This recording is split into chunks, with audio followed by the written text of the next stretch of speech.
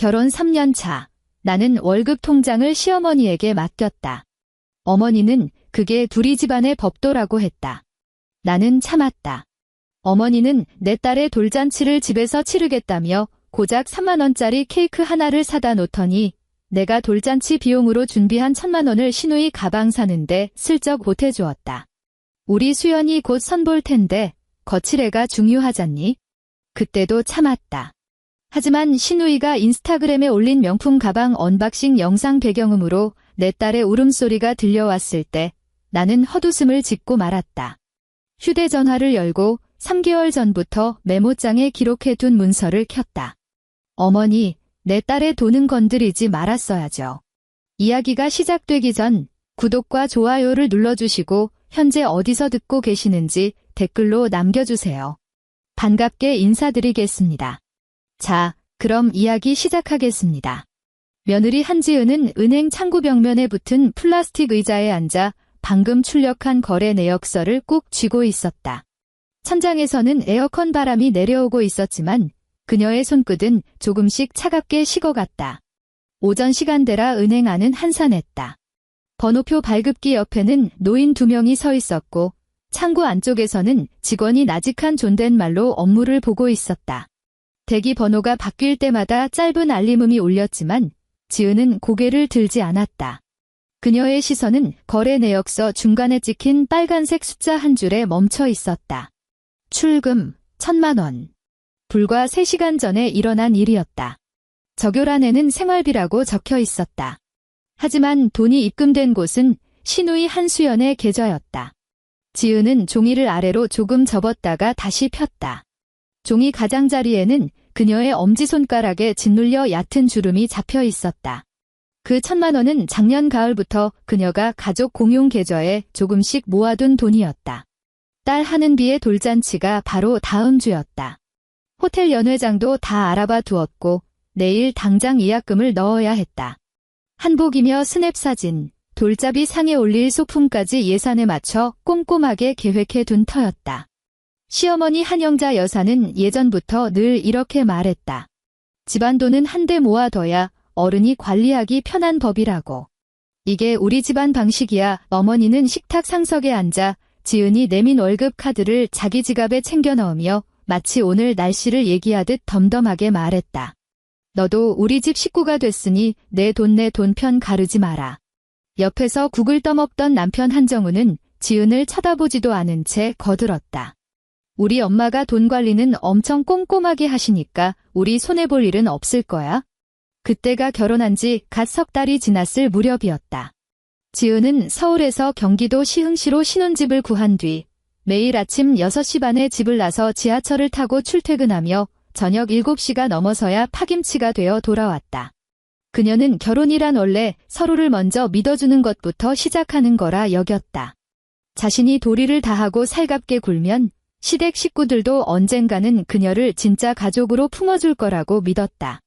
은행 직원이 다가와 조심스럽게 물었다. 고객님, 더 필요하신 업무가 있으신가요? 지은은 거래 내역서를 반으로 접어 가방에 챙겨 넣었다. 자리에서 일어서는데 무릎이 뻣뻣하게 굳어 있었다. 그녀는 고개를 숙이며 다니요. 괜찮습니다. 감사합니다 하고 짧게 답했다. 그녀는 곧장 집으로 돌아가지 않았다. 은행 문 밖으로 나서자 겨울 햇살이 차갑고 투명하게 부서져 내렸다. 도로 위로 버스 한 대가 굉음을 내며 지나가자 코트자락이 세차게 펄럭였다. 계단에 우두커니 선 그녀는 휴대전화를 꺼내 호텔 연회장 담당자가 어젯밤 보내온 안내 메시지를 확인했다. 한지은 고객님, 예약금은 내일 오후 3시까지 입금 부탁드립니다. 지은은 휴대전화를 소나기에 꽉 쥔 채 버스 정류장을 향해 걸음을 옮겼다. 시흥시 외곽에 자리한 아파트 외벽은 군데군데 페인트가 벗겨져 낡은 티가 났고 엘리베이터 안에는 관리비 납부 안내문과 이웃이 잃어버린 물건을 찾는다는 손글씨 전단이 어지럽게 붙어 있었다. 지은이 도어록 비밀번호를 누르자 경쾌한 알림음과 함께 문이 열렸다.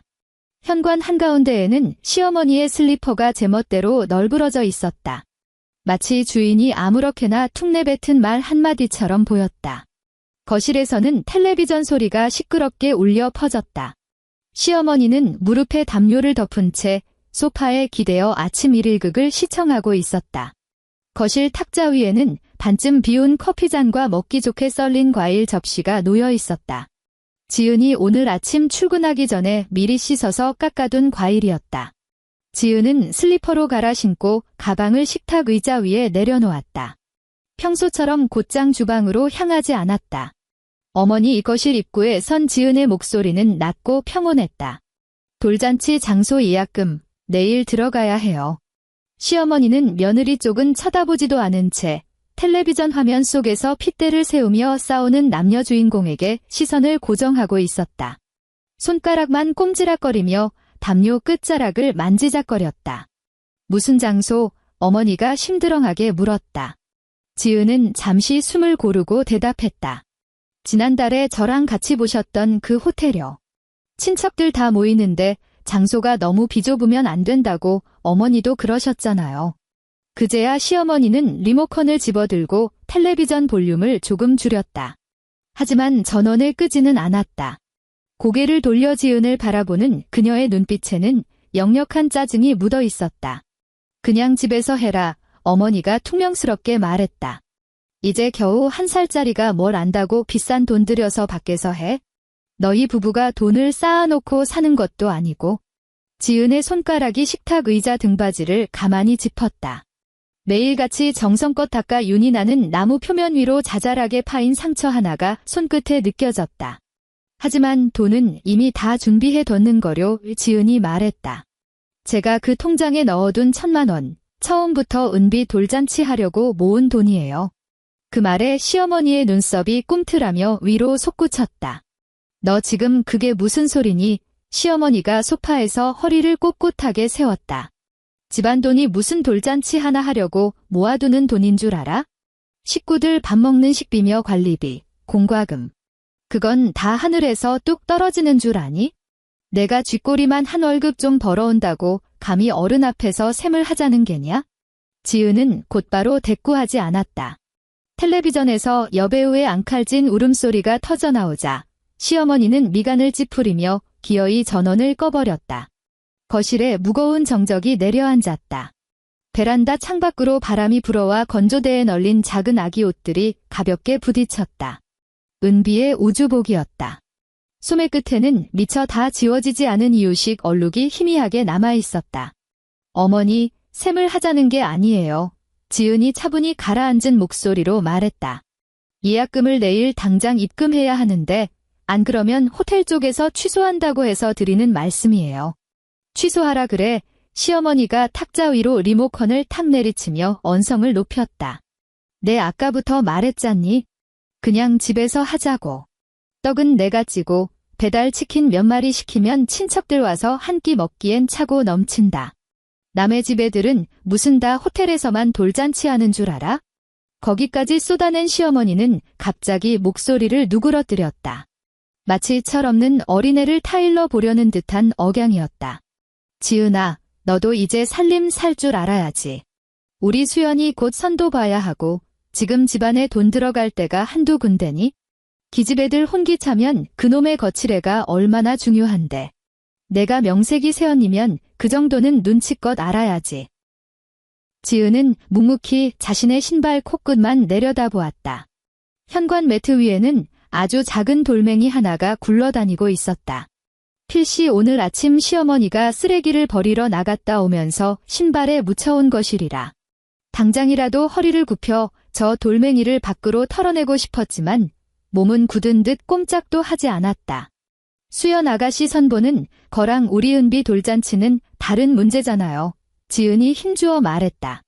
시어머니의 얼굴이 일순간 험악하게 일그러졌다. 뭐가 달라? 다 같은 식구인데. 우리 은비 크면 결국 다 고모 덕 보고 살 텐데. 집안에서 수연이 짐 좀 덜어주겠다는데 너는 그게 그렇게 배가 아프니? 지은은 천천히 고개를 들었다. 소파에 앉아있는 시어머니의 등 뒤로는 지은이 손수천을 떼어다 만든 베이지색 소파 커버가 씌워져 있었고 탁자 위의 컵받침 역시 지은이 발품 팔아 사온 것이었다. 이 집안 구석구석 그녀의 손길이 닿지 않은 곳이 없었지만 시어머니가 우리 집안이라고 말할 때 그 울타리 안에 지은의 자리는 단 한 뼘도 없었다. 은비부터 보고 올게요. 지은이 돌아섰다. 등 뒤로 시어머니가 쯧 하고 혀를 차는 소리가 들렸다. 얼굴 찌푸리지 마라. 애 첫돌은 잔치인데 집안 분위기 초상집 만들 일 있니? 지은은 작은 방으로 들어갔다. 아기 침대 안에서 은비가 두 주먹을 꼭 쥔 채 곤히 잠들어 있었다. 통통한 볼이 베갯니에 눌려 있었고 숨소리는 곁에 다가가야 겨우 들릴 만큼 새근거렸다. 반쯤 열린 커튼 사이로 스며든 햇살이 아이의 이마를 비추고 있었다. 지은은 잠시 아이를 내려다보다가 손을 뻗어 커튼을 꼼꼼하게 쳐주었다. 그녀는 울지 않았다.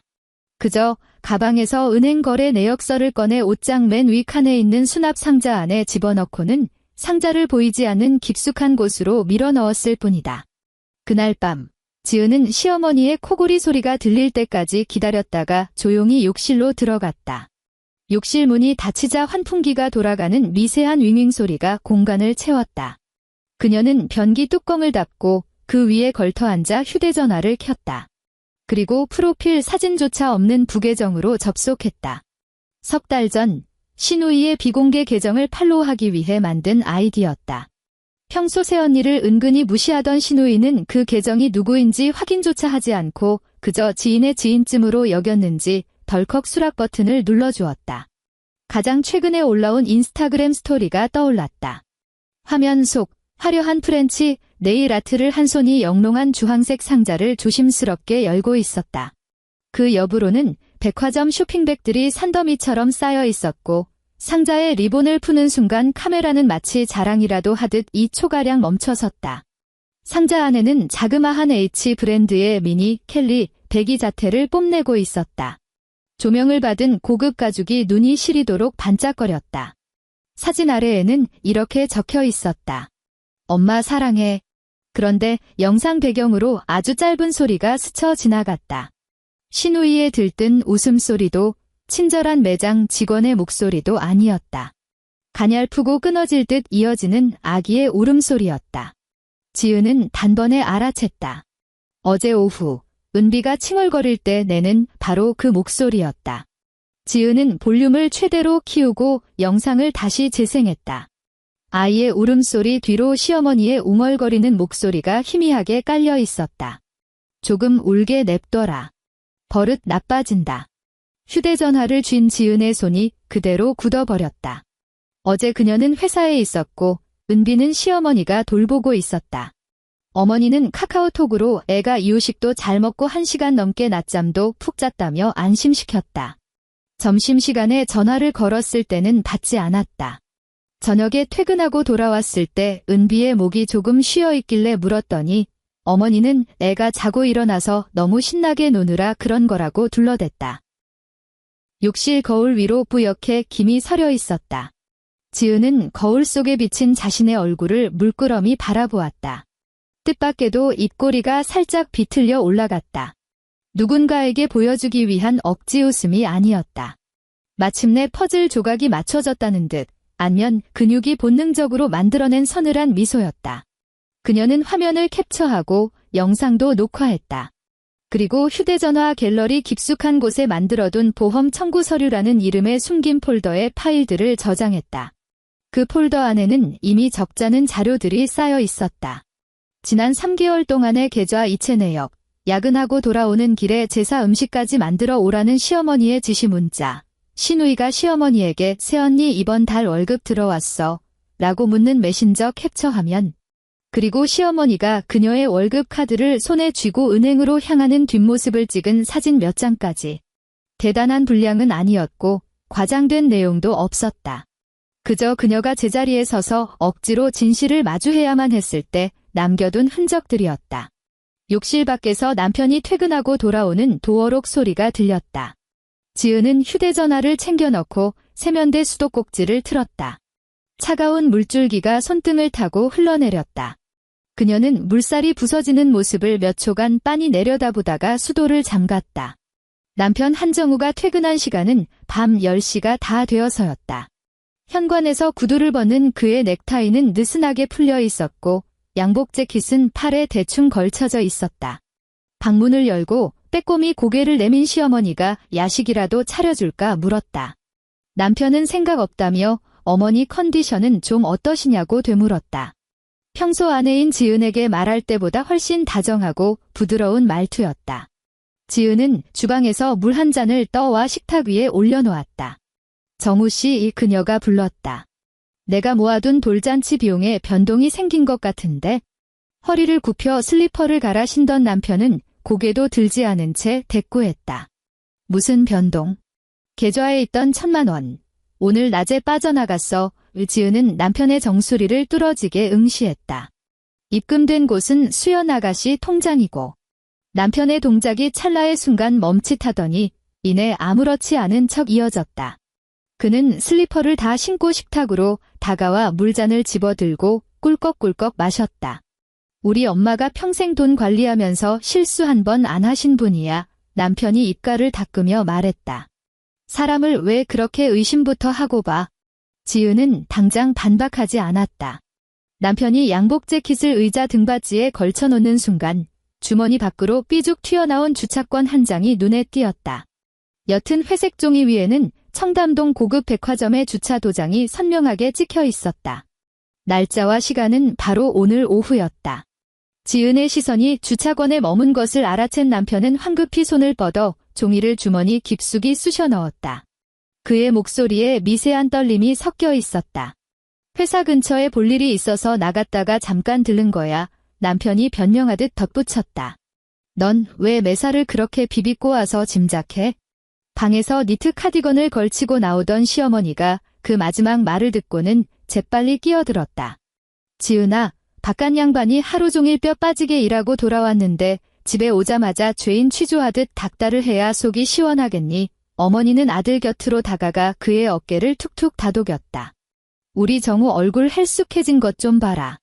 명색이 아내면 남편 배라도 골치 않게 따뜻한 밥상부터 차려내는 게 도리 아니냐? 지은은 시어머니의 말을 무시하고 남편의 눈만 똑바로 쳐다보았다. 당신은 알고 있었어. 그녀가 물었다. 남편이 쥐고 있던 물잔을 신경질적으로 식탁에 내려놓았다. 탁 하는 마찰음이 날카롭게 울렸다.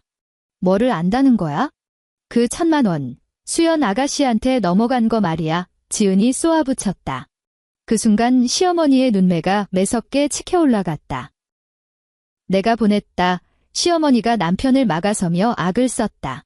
내 딸 기죽지 말라고 집안 돈 좀 보탠 게 무슨 큰 대역죄라도 되니? 수연이 선자리 나가는데 가방이며 구두며 옷, 그게 다 맹물로 떨어지는 줄 알아?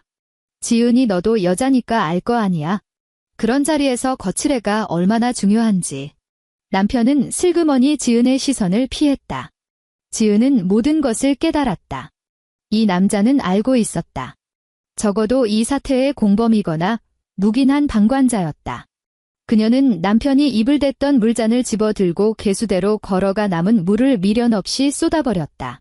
스테인리스 개수대를 타고 흘러내리는 물소리는 너무나 작아서 이내 묻혀버렸다.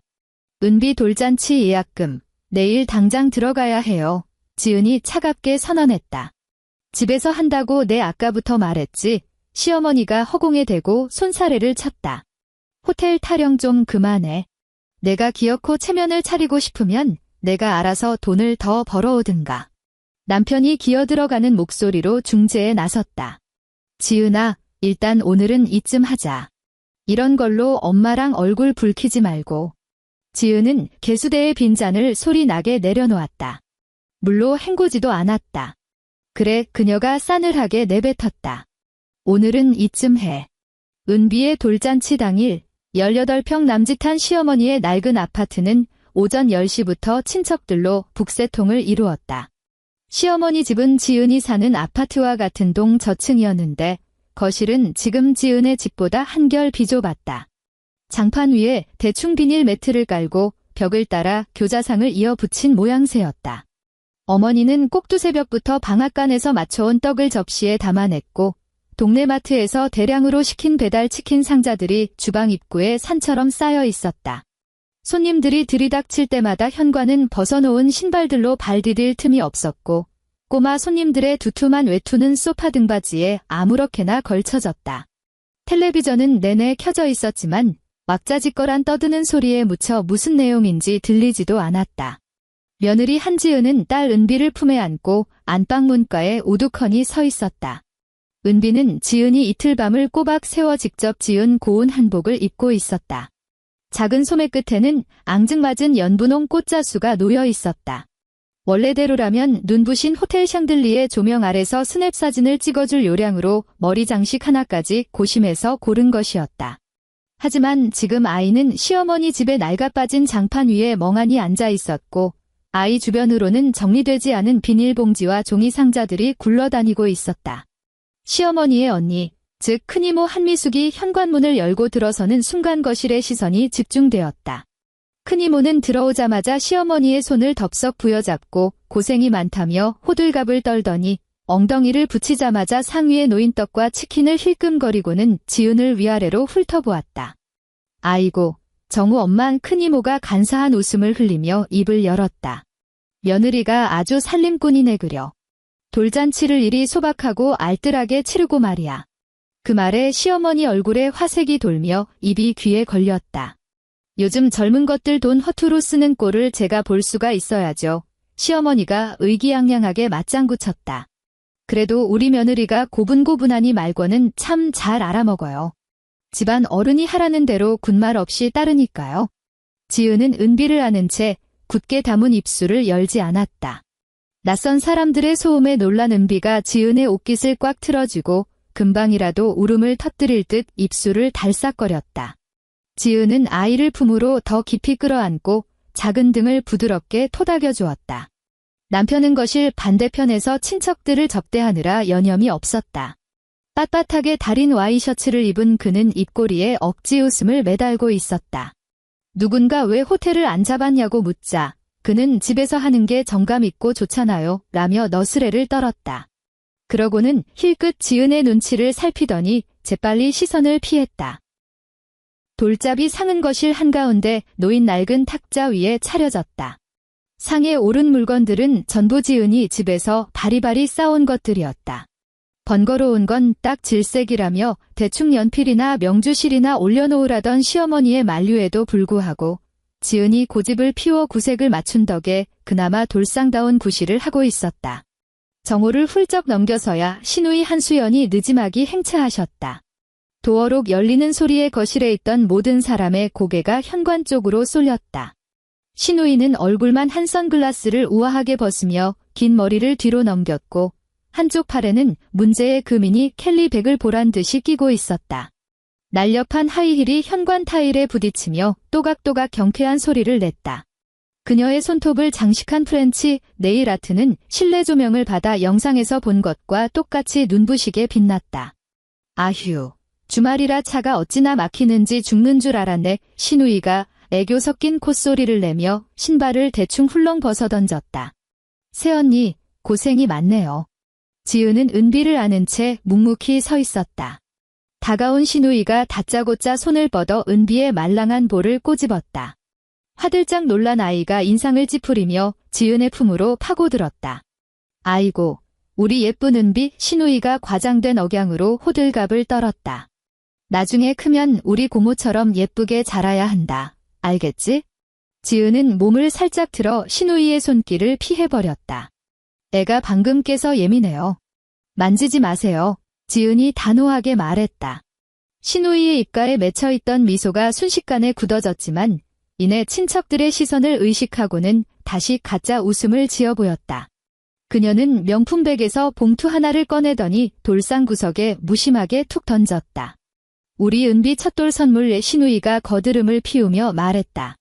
고모가 요즘 주머니 사정이 좀 팍팍해서. 다음엔 더 좋은 거 해줄게. 제대로 봉하지도 않은 봉투 틈새로 5만원권 지폐의 끄트머리가 삐죽 튀어나와 있었다. 시어머니는 막내딸의 등장에 세상을 다 가진 듯 환한 표정을 지었다. 우리 수연이 어서 와서 여기 앉아라. 시어머니가 자신의 옆자리를 비워주며 손짓했다. 요즘 신경 쓸 일 많아 고생이지? 이따가 맛있는 거 많이 먹고 가. 오선자리는 이 애미가 다 알아서 뒤봐주고 있으니까 넌 걱정 말고. 시누이는 시어머니 옆에 사뿐히 내려앉더니 가방을 무릎 위에 올려놓고는 교묘하게 로고 장식이 잘 보이도록 밖으로 향하게 두었다. 매의 눈을 가진 큰 이모가 그 모양새를 놓칠 리 없었다. 아이고야, 이 가방 꽤 비싼 물건 같은데 큰 이모가 차마 만지지는 못하고 허공에 손을 휘저으며 감탄했다. 우리 수연이는 참 복도 많네. 신우이의 콧대가 하늘 높은 줄 모르고 솟아올랐다. 엄마가 사주신 선물이에요. 그녀가 사근사근하게 말했다. 중요한 자리 나갈 때 꿀리면 안 된다면서요. 거실에 모인 친척들이 앞다투어 시어머니의 남다른 딸 사랑을 칭송하기 시작했다. 시어머니는 입으로는 나유, 뭐 별것도 아닌데 라며 손사래를 치면서도 눈길은 온통 막내딸의 명품 백에 꽂혀 있었다. 지은이 돌상 옆에 우두커니 서 있는 동안 품에 안긴 은비가 칭얼거리며 몸을 비틀기 시작했다. 아이의 한복깃이 목을 조이는 듯해 지은은 서둘러 옷매무새를 헐겁게 풀어주었다. 이윽고 돌잡이가 시작되자 친척들이 우르르 모여들어 원을 만들었다. 시어머니가 은비를 번쩍 안아 상 앞에 앉히고는 돈 잡아라, 돈. 얼른 돈 하며 목청을 높였다. 몸을 제대로 가누지 못해 휘청거리던 은비는 지은이 미리 놓아둔 작은 연필을 덥석 쥐었다. 친척들이 일제히 웃음을 터뜨리며 애가 커서 학자 나부랭이나 되겠다며 덕담을 건넸다. 하지만 시어머니의 표정은 아까 막내딸을 치켜 세울 때와는 사뭇 달랐다. 기집애가 글 좀 읽는 것도 좋긴 한데 결국 제일 중요한 건 시집 잘 가는 거지 하고 혀를 끌짝 쓸 뿐이었다. 그 서슬퍼런 소리에 지은은 단숨에 손을 뻗어 은비를 자신의 품으로 되찾아 안았다. 신우이는 소파에 비스듬히 기대어 휴대전화만 들여다보고 있었다. 가방은 그녀의 허벅지 옆에 고이 모셔져 있었다. 그녀의 손가락이 쉴 새 없이 액정 위를 미끄러졌고 입가에는 은밀한 미소가 떠나지 않았다. 지은이 그녀의 등 뒤를 지나쳐 갈 때 화면 속 댓글 창이 눈에 들어왔다.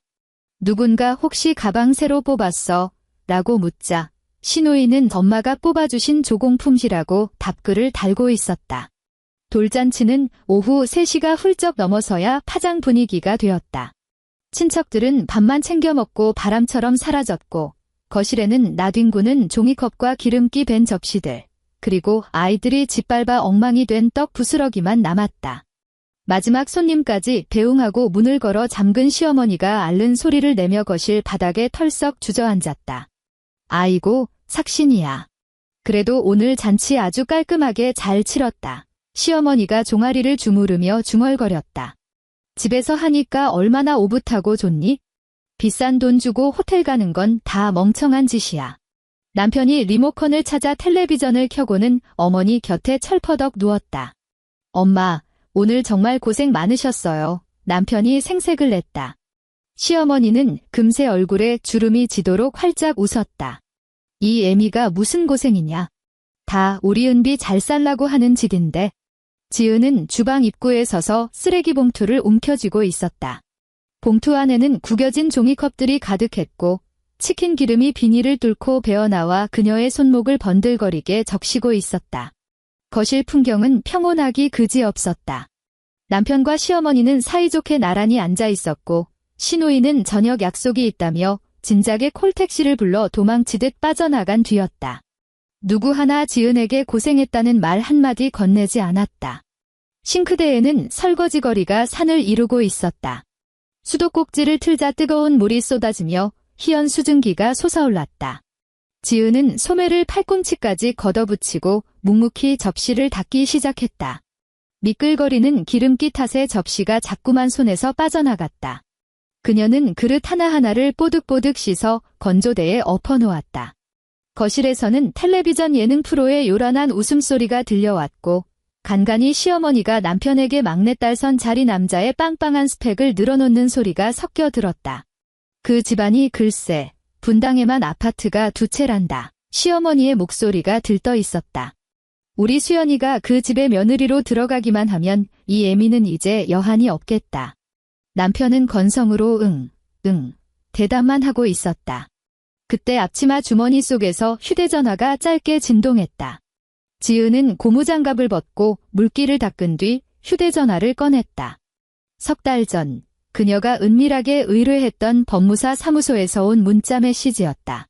한자 님명의 부동산 조사 결과 한 건.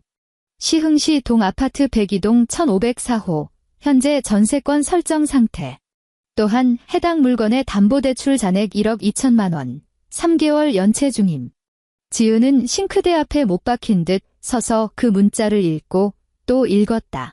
주방 창문 너머로 하늘이 잿빛으로 물들어가고 있었고 아파트 지상 주차장의 가로등이 하나둘 켜지기 시작했다. 그녀가 수도꼭지를 잠그자 주변은 귓바퀴가 먹먹해질 만큼 기괴한 정적에 휩싸였다. 손등을 타고 내려온 물방울이 주방 타일 바닥 위로 툭 떨어졌다. 시어머니 명의의 저 아파트. 그것은 시어머니가 입버릇처럼 내세우던 유일한 권력이자 든든한 뒷배였다. 내가 이 한 세상 아무리 치사하고 더럽게 살아도 내 이름으로 된 번듯한 집 한 채는 있다. 시어머니는 며느리 앞에서 늘 그렇게 핏대를 세웠다. 어디 시집와서 남편 등골이나 빼먹으려는 여우 같은 것들하고는 근본이 다르지. 하지만 그 잘난 아파트는 이미 남의 전세금이 묶여있는 빈 껍데기였고 심지어 1억 2천만 원짜리 담보대출은 석 달째 이자조차 내지 못해 연체 상태였다. 시어머니는 단 한 번도 그 사실을 입 밖에 내지 않았다. 남편 역시 철저히 함구했다. 지은은 휴대전화를 다시 앞치마 주머니에 찔러 넣고는 천천히 수도꼭지를 틀었다. 당장 밖으로 뛰쳐나가 따져 묻지 않았다.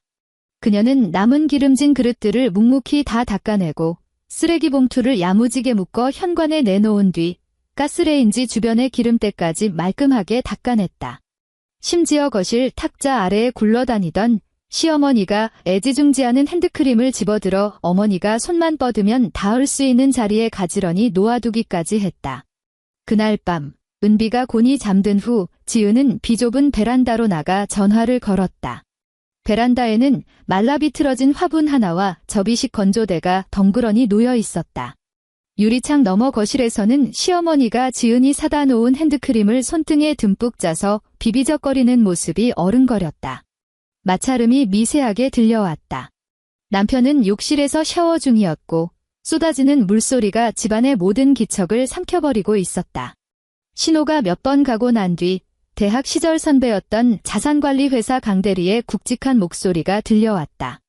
지은아, 이 늦은 시간에 웬일이야? 무슨 일 있는 거 아니지? 석 달 전 지은이 불쑥 연락해 부실 채권 양도와 부동산 경매 절차를 캐물었을 때도 강대리는 꼬치꼬치 캐묻지 않았다. 그저 너무 성급하게 움직이지 말라며 뼈있는 충고만 남겼을 뿐이었다. 지은은 베란다 유리창에 비친 시어머니의 실루엣을 응시하며 입을 뗐다. 선배, 저번에 제가 알아봐 달라고 했던 그건 말이에요. 그 연체된 부실 채권.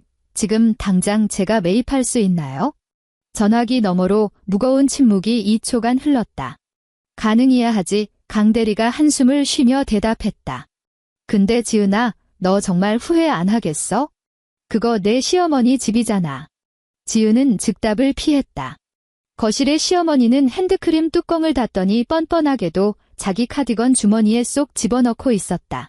원래 지은이 쓰려고 산 것이었는데 시어머니가 한번 써보고는 향이 좋다며 제 것인 양 가져가 버린 물건이었다. 지은은 굳이 그것을 되찾으려 하지 않았다. 그녀는 시어머니의 둥그런 뒷모습을 노려보며 단호하게 말했다. 확실해요. 절차대로 진행해주세요. 강대리의 목소리가 한층 가라앉았다. 시간이 좀 걸려. 양도 증명서류며 매입 대금, 채권 양도 통지까지 법적 절차를 다 밟아야 하니까. 그리고 지은아, 명심해.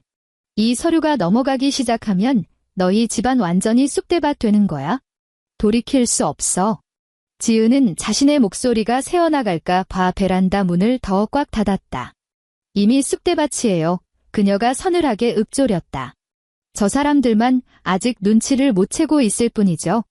2주일 후, 맑게 갠 아침. 지은은 평소처럼 새벽 5시 50분에 눈을 떴다. 능숙하게 쌀을 씻어 전기밥솥에 앉히고 어젯밤 끓여둔 된장찌개를 가스불에 올렸다. 작은 방에서 은비가 뒤척이며 칭얼거리자 그녀는 재빨리 손을 씻고 들어가 뽀송뽀송한 기저귀로 갈아채웠다. 아이가 그녀의 손가락을 꽉 쥐더니 천사처럼 배시시 웃었다. 시어머니가 방문을 열고 어슬렁어슬렁 기어 나왔을 때 식탁 위에는 이미 아침 밥상이 정갈하게 차려져 있었다. 따뜻한 밥과 찌개, 그리고 밑반찬 몇 가지가 놓여 있었다. 자리에 털썩 주저앉은 시어머니는 찌개를 한 숟갈 떠먹더니 곧바로 타박을 시작했다. 오늘 찌개가 영 밍밍하다. 내 입에는 이게 맞니? 제가 이따가 소금 조금 더 쳐놓을게요.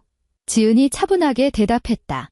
옆자리에 앉은 남편은 휴대전화만 뚫어져라 쳐다볼 뿐 입도 뻥끗하지 않았다.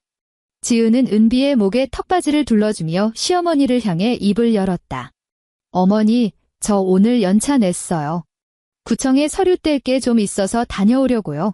밑반찬을 집어 먹던 시어머니는 고개도 들지 않은 채 콧방귀를 뀌었다.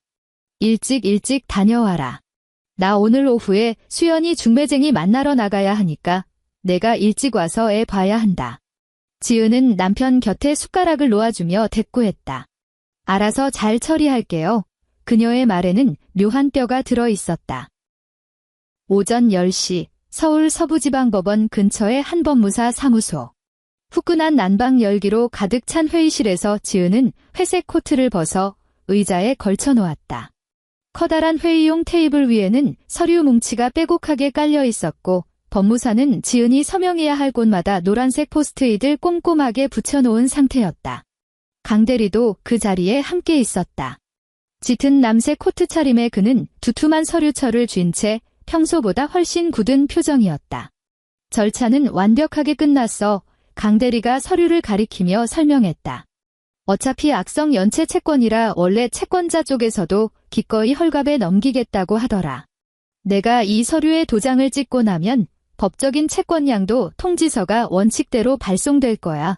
그 이후에 돈을 갚으라고 압박할지 아니면 집을 경매에 넘겨버릴지는 전적으로 내 선택에 달렸어. 지은은 말없이 고개를 끄덕였다. 법무사가 고급스러운 만년필을 그녀 앞으로 밀어주었다. 한지은 고객님, 이쪽 포스트잇 붙은 곳에 전부 서명 부탁드립니다.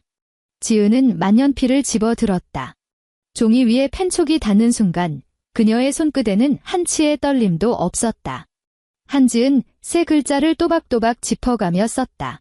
마지막 장까지 서명을 마치자 법무사가 서류를 탁탁 치며 정리하고는 시뻘건 도장을 쾅쾅 찍어내렸다. 경쾌한 인감도장 소리가 좁은 방안을 가득 채웠다. 바로 오늘 이 시간부로 시어머니가 하늘처럼 떠받들던 그 아파트에 걸린 1억 2천만 원짜리 연체 채권의 주인은 한지은, 바로 그녀였다. 사무소 밖으로 나서자 칼바람이 얼굴을 때렸다. 강대리는 지하철역 입구까지 말없이 걸어오다가 발걸음을 멈춰섰다. 지은아, 강대리가 착잡한 목소리로 입을 열었다. 너 진짜 후회 안 할 자신 있어? 막판에 이 서류 들이밀면서 적당히 협상하고 끝낼 수도 있어. 꼭 끝장까지 가야겠어? 지은은 바람에 날리는 목도리를 단단히 여몄다. 알아요. 그녀가 덤덤하게 대답했다. 하지만 이번만큼은 텅 빈 맨손으로 그 집 식탁에 앉고 싶지 않아요. 강대리는 한참 동안 그녀의 단단한 눈동자를 들여다보더니 더 이상 만류하지 않았다. 무슨 일 생기면 바로 전화해. 그가 신신당부했다. 내용 증명이 집에 도착하면 시댁 쪽에서 완전히 눈이 뒤집힐 거야. 그 미친 전화들 너 혼자 감당하려고 하지 마. 지은은 옅게 미소 지으며 고개를 끄덕였다. 그날 오후 지은이 집으로 돌아왔을 때 시어머니는 이미 외출하고 없었다. 은비는 아기 침대 안에서 새근새근 낮잠을 자고 있었다. 남편은 회사 외근을 나갔다가 서류를 챙기러 잠깐 들른 모양인지 안방에서 와이셔츠를 갈아입고 있었다. 지은은 안방 문턱에 서서 그를 불렀다. 정우 씨, 잠시 앉아봐. 남편이 짜증 섞인 얼굴로 뒤를 돌아보았다. 나 지금 바빠. 무슨 일인데 그래? 저녁에 퇴근하고 얘기해. 지은은 손에 들고 있던 묵직한 서류 봉투를 침대 위로 툭 던지듯 내려놓았다.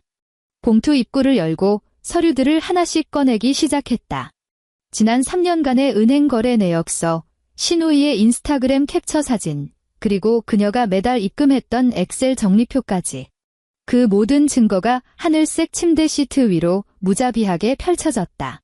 남편의 얼굴에 서려있던 귀찮음이 서서히 딱딱한 얼음처럼 굳어갔다. 이게 다 뭐야? 그가 더듬거리며 물었다. 지은은 자리에 앉지 않고 침대 곁에 선 채로 맨 첫 장의 거래 내역서를 삿대질하듯 가리켰다. 지난 3년 동안 내가 당신 집구석 공용 계좌에 갖다 바친 돈이 무려 7,200만 원이야. 지은의 목소리에는 서릿발이 쳐 있었다. 매달 내 월급 들어오면 차비랑 밥값 딱 30만 원 남기고 전부 당신 어머니 손에 쥐어줬어. 이 서류가 그 피 같은 기록들이고 남편은 떨리는 손으로 종이 한 장을 집어들었지만 몇 줄 읽지도 못하고 신경질적으로 팽개쳤다. 너 지금 이런 거 왜 뽑아왔어? 남편이 윽박 지르듯 목소리를 낮췄다. 너 돌았어. 부부 사이에 돈 낸 거 엑셀로 표까지 만들어서 따지자고?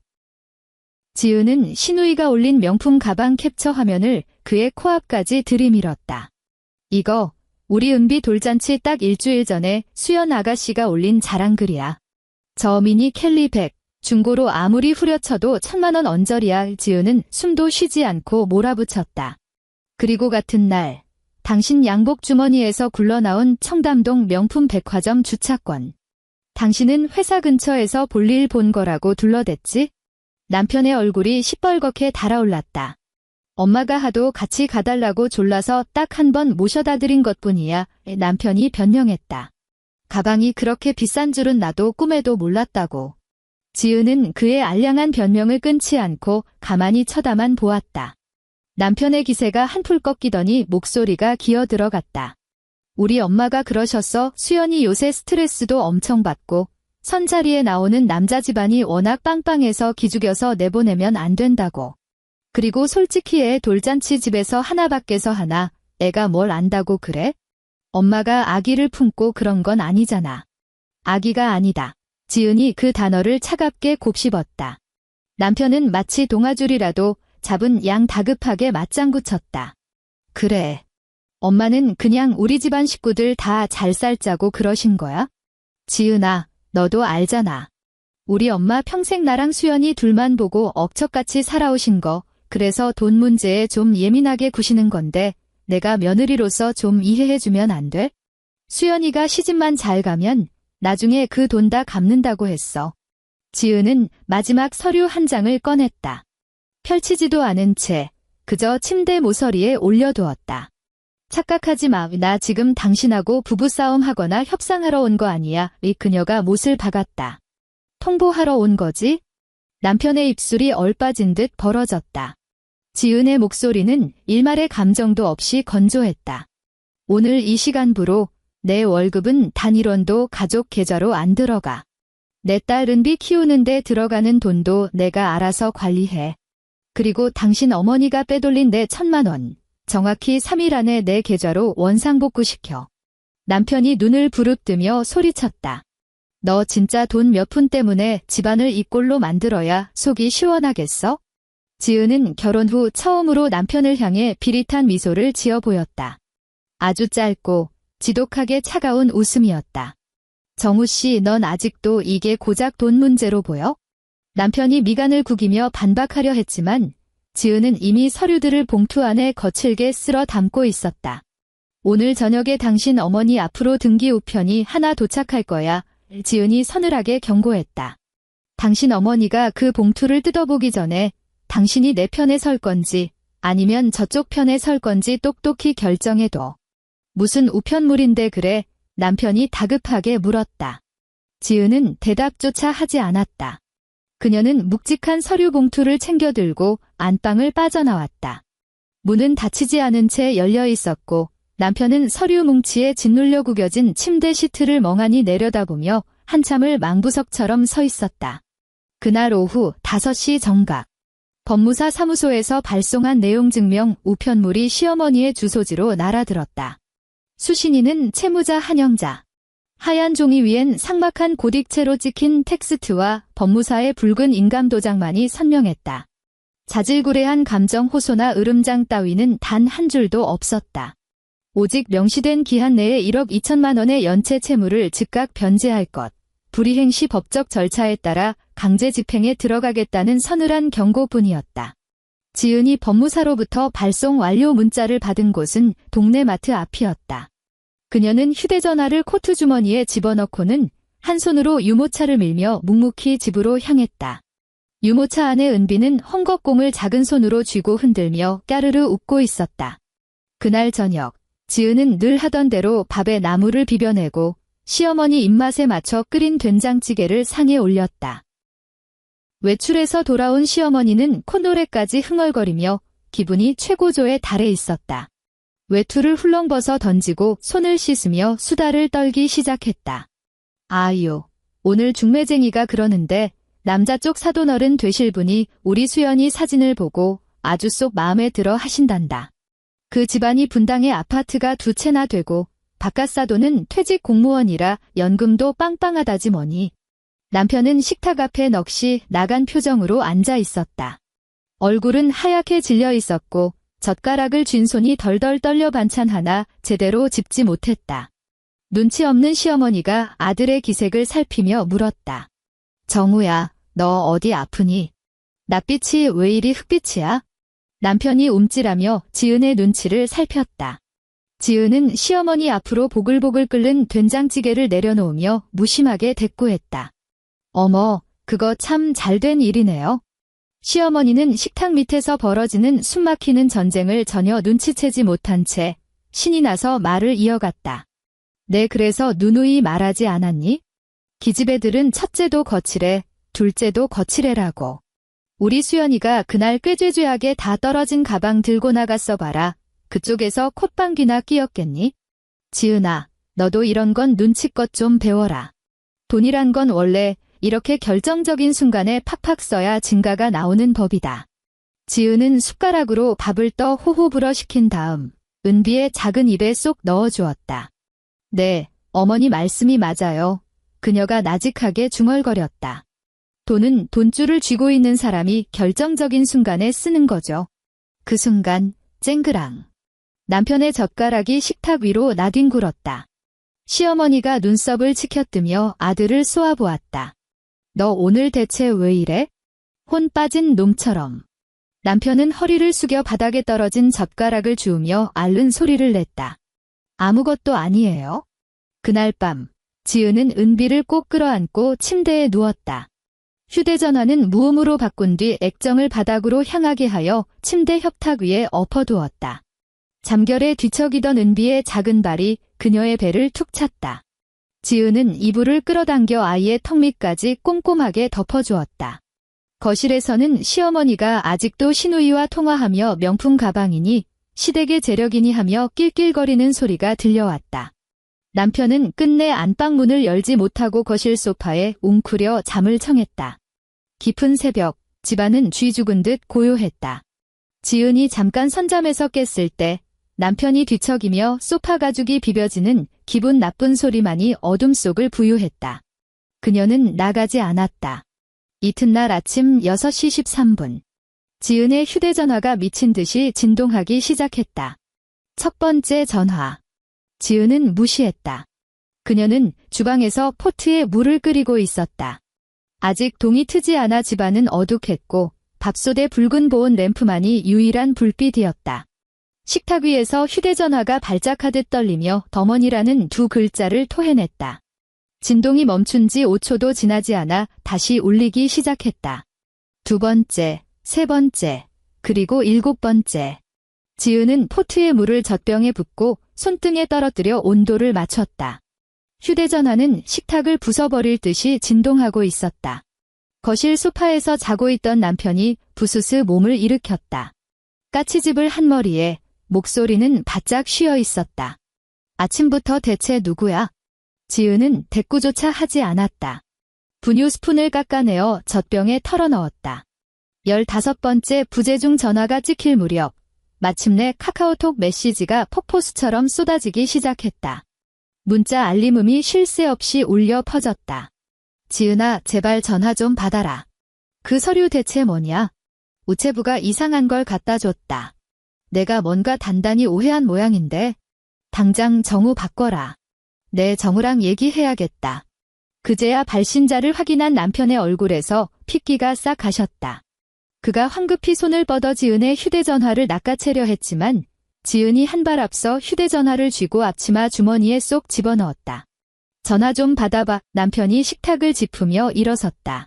엄마가 저렇게 놀라셨잖아. 지은은 젖병을 위아래로 흔들어 분유를 섞었다. 그녀의 동작은 기계처럼 일정한 리듬을 타고 있었다. 궁금하면 당신 폰으로 직접 걸어. 그녀가 차갑게 쏘아붙였다. 남편은 꿀 먹은 벙어리가 되었다. 그의 휴대전화는 어젯밤 소파 구석에 처박힌 채 충전도 하지 않아 이미 방전된 지 오래였다. 그가 허둥지둥 충전기를 찾아 선을 꽂자 검은 액정의 배터리 아이콘이 깜빡거렸다. 지은은 칭얼거리며 깬 은비를 안아 올리고 아이 입에 젖병을 물렸다. 아이가 젖꼭지를 쪽쪽거리며 분유를 삼키는 소리만이 위태로운 정적을 채웠다. 30번째 전화가 울릴 무렵 메시지의 어조가 완전히 바뀌어 있었다. 며느라 제발 부탁이다. 전화 한 통만 받아다오. 엄마가 다 설명하마. 지은아, 엄마는 정말 일이 이렇게 될 줄 꿈에도 몰랐다. 방금 전원이 켜진 휴대전화를 쥔 채 거실 한가운데 우두커니 선 남편은 어머니가 자신에게 보낸 다급한 메시지들을 읽어내리며 사시나무 떨듯 몸을 떨었다. 그의 입술은 이미 파랗게 질려 있었다. 너 도대체 우리 엄마한테 무슨 짓을 한 거야? 남편이 쉰 목소리로 따져 물었다. 지은은 그를 쳐다보지도 않았다. 당신 어제 분명 기회가 있었어. 그녀가 덤덤하게 말했다. 근데 묻지 않았잖아. 남편의 목을 대가 꿀꺽거리며 크게 요동쳤다. 그 채권 내용 증명 날아온 그 빚 내가 산 거 맞지? 지은은 손수건으로 은비의 입가에 묻은 분유를 닦아주었다. 맞아. 남편은 뒤통수를 얻어맞은 사람처럼 뒷걸음질 치다 소파 팔걸이에 엉덩이를 찧었다. 그 아파트, 우리 엄마 목숨이나 다름없는 유일한 재산이야. 지은이 천천히 고개를 돌려 남편을 직시했다. 우리 은비 첫돌도 내 목숨 같은 단 한 번뿐인 날이었어. 그녀의 눈동자는 서늘하게 빛났다. 근데 당신들은 너무나 쉽게 그걸 짓밟고 빼앗아갔지? 남편은 붕어처럼 입만 뻐끔거릴 뿐 단 한마디도 뱉어내지 못했다. 50번째 전화가 넘어가자 이번엔 음성 메시지가 도착했다. 지은이 재생 버튼을 누르자 휴대전화 스피커를 통해 시어머니의 짐승 같은 울음소리가 거실에 울려 퍼졌다. 아이고 지은아, 그 아파트 이 애미 평생 피땀 흘려 마련한 내 유일한 집이다. 내 늙어 죽을 때까지 비빌 언덕인데 내가 어떻게 나한테 이럴 수가 있니? 엄마가 잠깐 돈 좀 융통에 쓴 거 가지고 우리 수연이가 나중에 이자 쳐서 다 갚는다고 했잖아.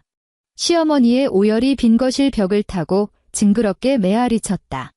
남편은 고개를 푹 숙인 채 휴대전화 모서리를 쥔 손가락 관절이 하얗게 질리도록 힘을 주고 있었다.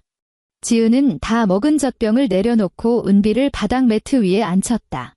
아이가 블록 장난감을 만지작거리기 시작하자 그녀는 식탁으로 다가와 자신의 휴대전화를 집어들었다. 액정 화면 위로 부재중 전화 숫자가 실시간으로 치솟고 있었다. 61번, 70번, 88번. 88번째 전화벨이 울릴 때 지은은 은비의 두 번째 분유를 타기 위해 물을 붓고 있었다. 그녀는 액정에 뜬 88분이라는 숫자를 묵묵히 노려보다가 마침내 통화 버튼을 눌렀다.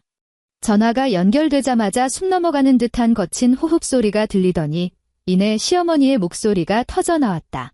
지은아, 시어머니의 목소리는 처참하게 갈라져 있었다. 평소 며느리에게 밥상 차려오라며 호통치던 그 기세등등한 목소리는 온데간데없고 당장이라도 바닥을 박박길 듯한 비굴한 애원이었다. 그 등기 우편 그거 내용 증명 진짜 아니지? 엄마가 은행이자 좀 밀린 걸 내가 어떻게 알고 내가 그걸 어떻게 샀다는 거니? 지은은 분유통 뚜껑을 열어둔 채 주방에 똑바로 서 있었다. 거실 가장자리에 선 남편은 숨소리조차 내지 못한 채 그녀의 입만 쳐다보고 있었다. 어머니, 지은의 목소리는 너무나 고요해서 오히려 소름이 끼쳤다. 그 1000만 원, 수연 아가씨 가방 사라고 보탠 돈 아닙니다. 우리 은비 돌잔치 치르려고 제가 모은 제 돈이에요. 전화기 너머에서 시어머니가 꺼이꺼이 통곡하기 시작했다. 지은아, 엄마가 죽을 죄를 지었다. 엄마가 잠깐 미쳐서 급한 불부터 끄자고 생각 없이 쓴 거야. 수연이 선자리가 너무 중요해서 어쩔 수가 없었어. 너도 애 키우는 어민이 내 심정 알잖니?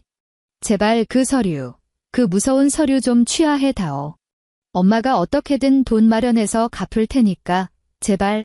지은은 분유젖병의 눈끝만 무심하게 응시했다. 저 지금 우리 은비 밥 먹여야 해요. 그녀가 잘라 말했다. 다급해진 시어머니가 미친 듯이 소리를 질렀다가 이내 숨을 헐떡이며 다시 애걸복걸했다. 지은아, 제발 끊지 마라. 엄마가 이렇게 빌게. 정우 좀 바꿔다오. 내 아들 정우랑 얘기 좀 하자꾸나. 지은은 곁에 선 남편에게 휴대전화를 넘겨주지 않았다. 대신 스피커폰으로 전화냈다. 정우 씨 바로 제 옆에 있어요. 지은이 똑똑히 짚어주었다. 당신 아들, 어머니 말씀 하나도 빠짐없이 다 듣고 있습니다. 남편의 얼굴이 종잇장처럼 창백해졌다. 전화기 넘어가 찰나의 순간 숨막히듯 조용해졌다. 시어머니는 자기 아들이 통화 내용을 다 듣고 있다는 사실에 잠시 넋을 잃은 듯했다. 그러나 이내 울음소리를 삼키며 다급하게 아들을 불렀다. 정우야, 정우야. 너 얼른 지은이 좀 말려봐라. 그 집 넘어가면 내 애미 진짜 길바닥에나 앉고 농약 마시고 죽는다.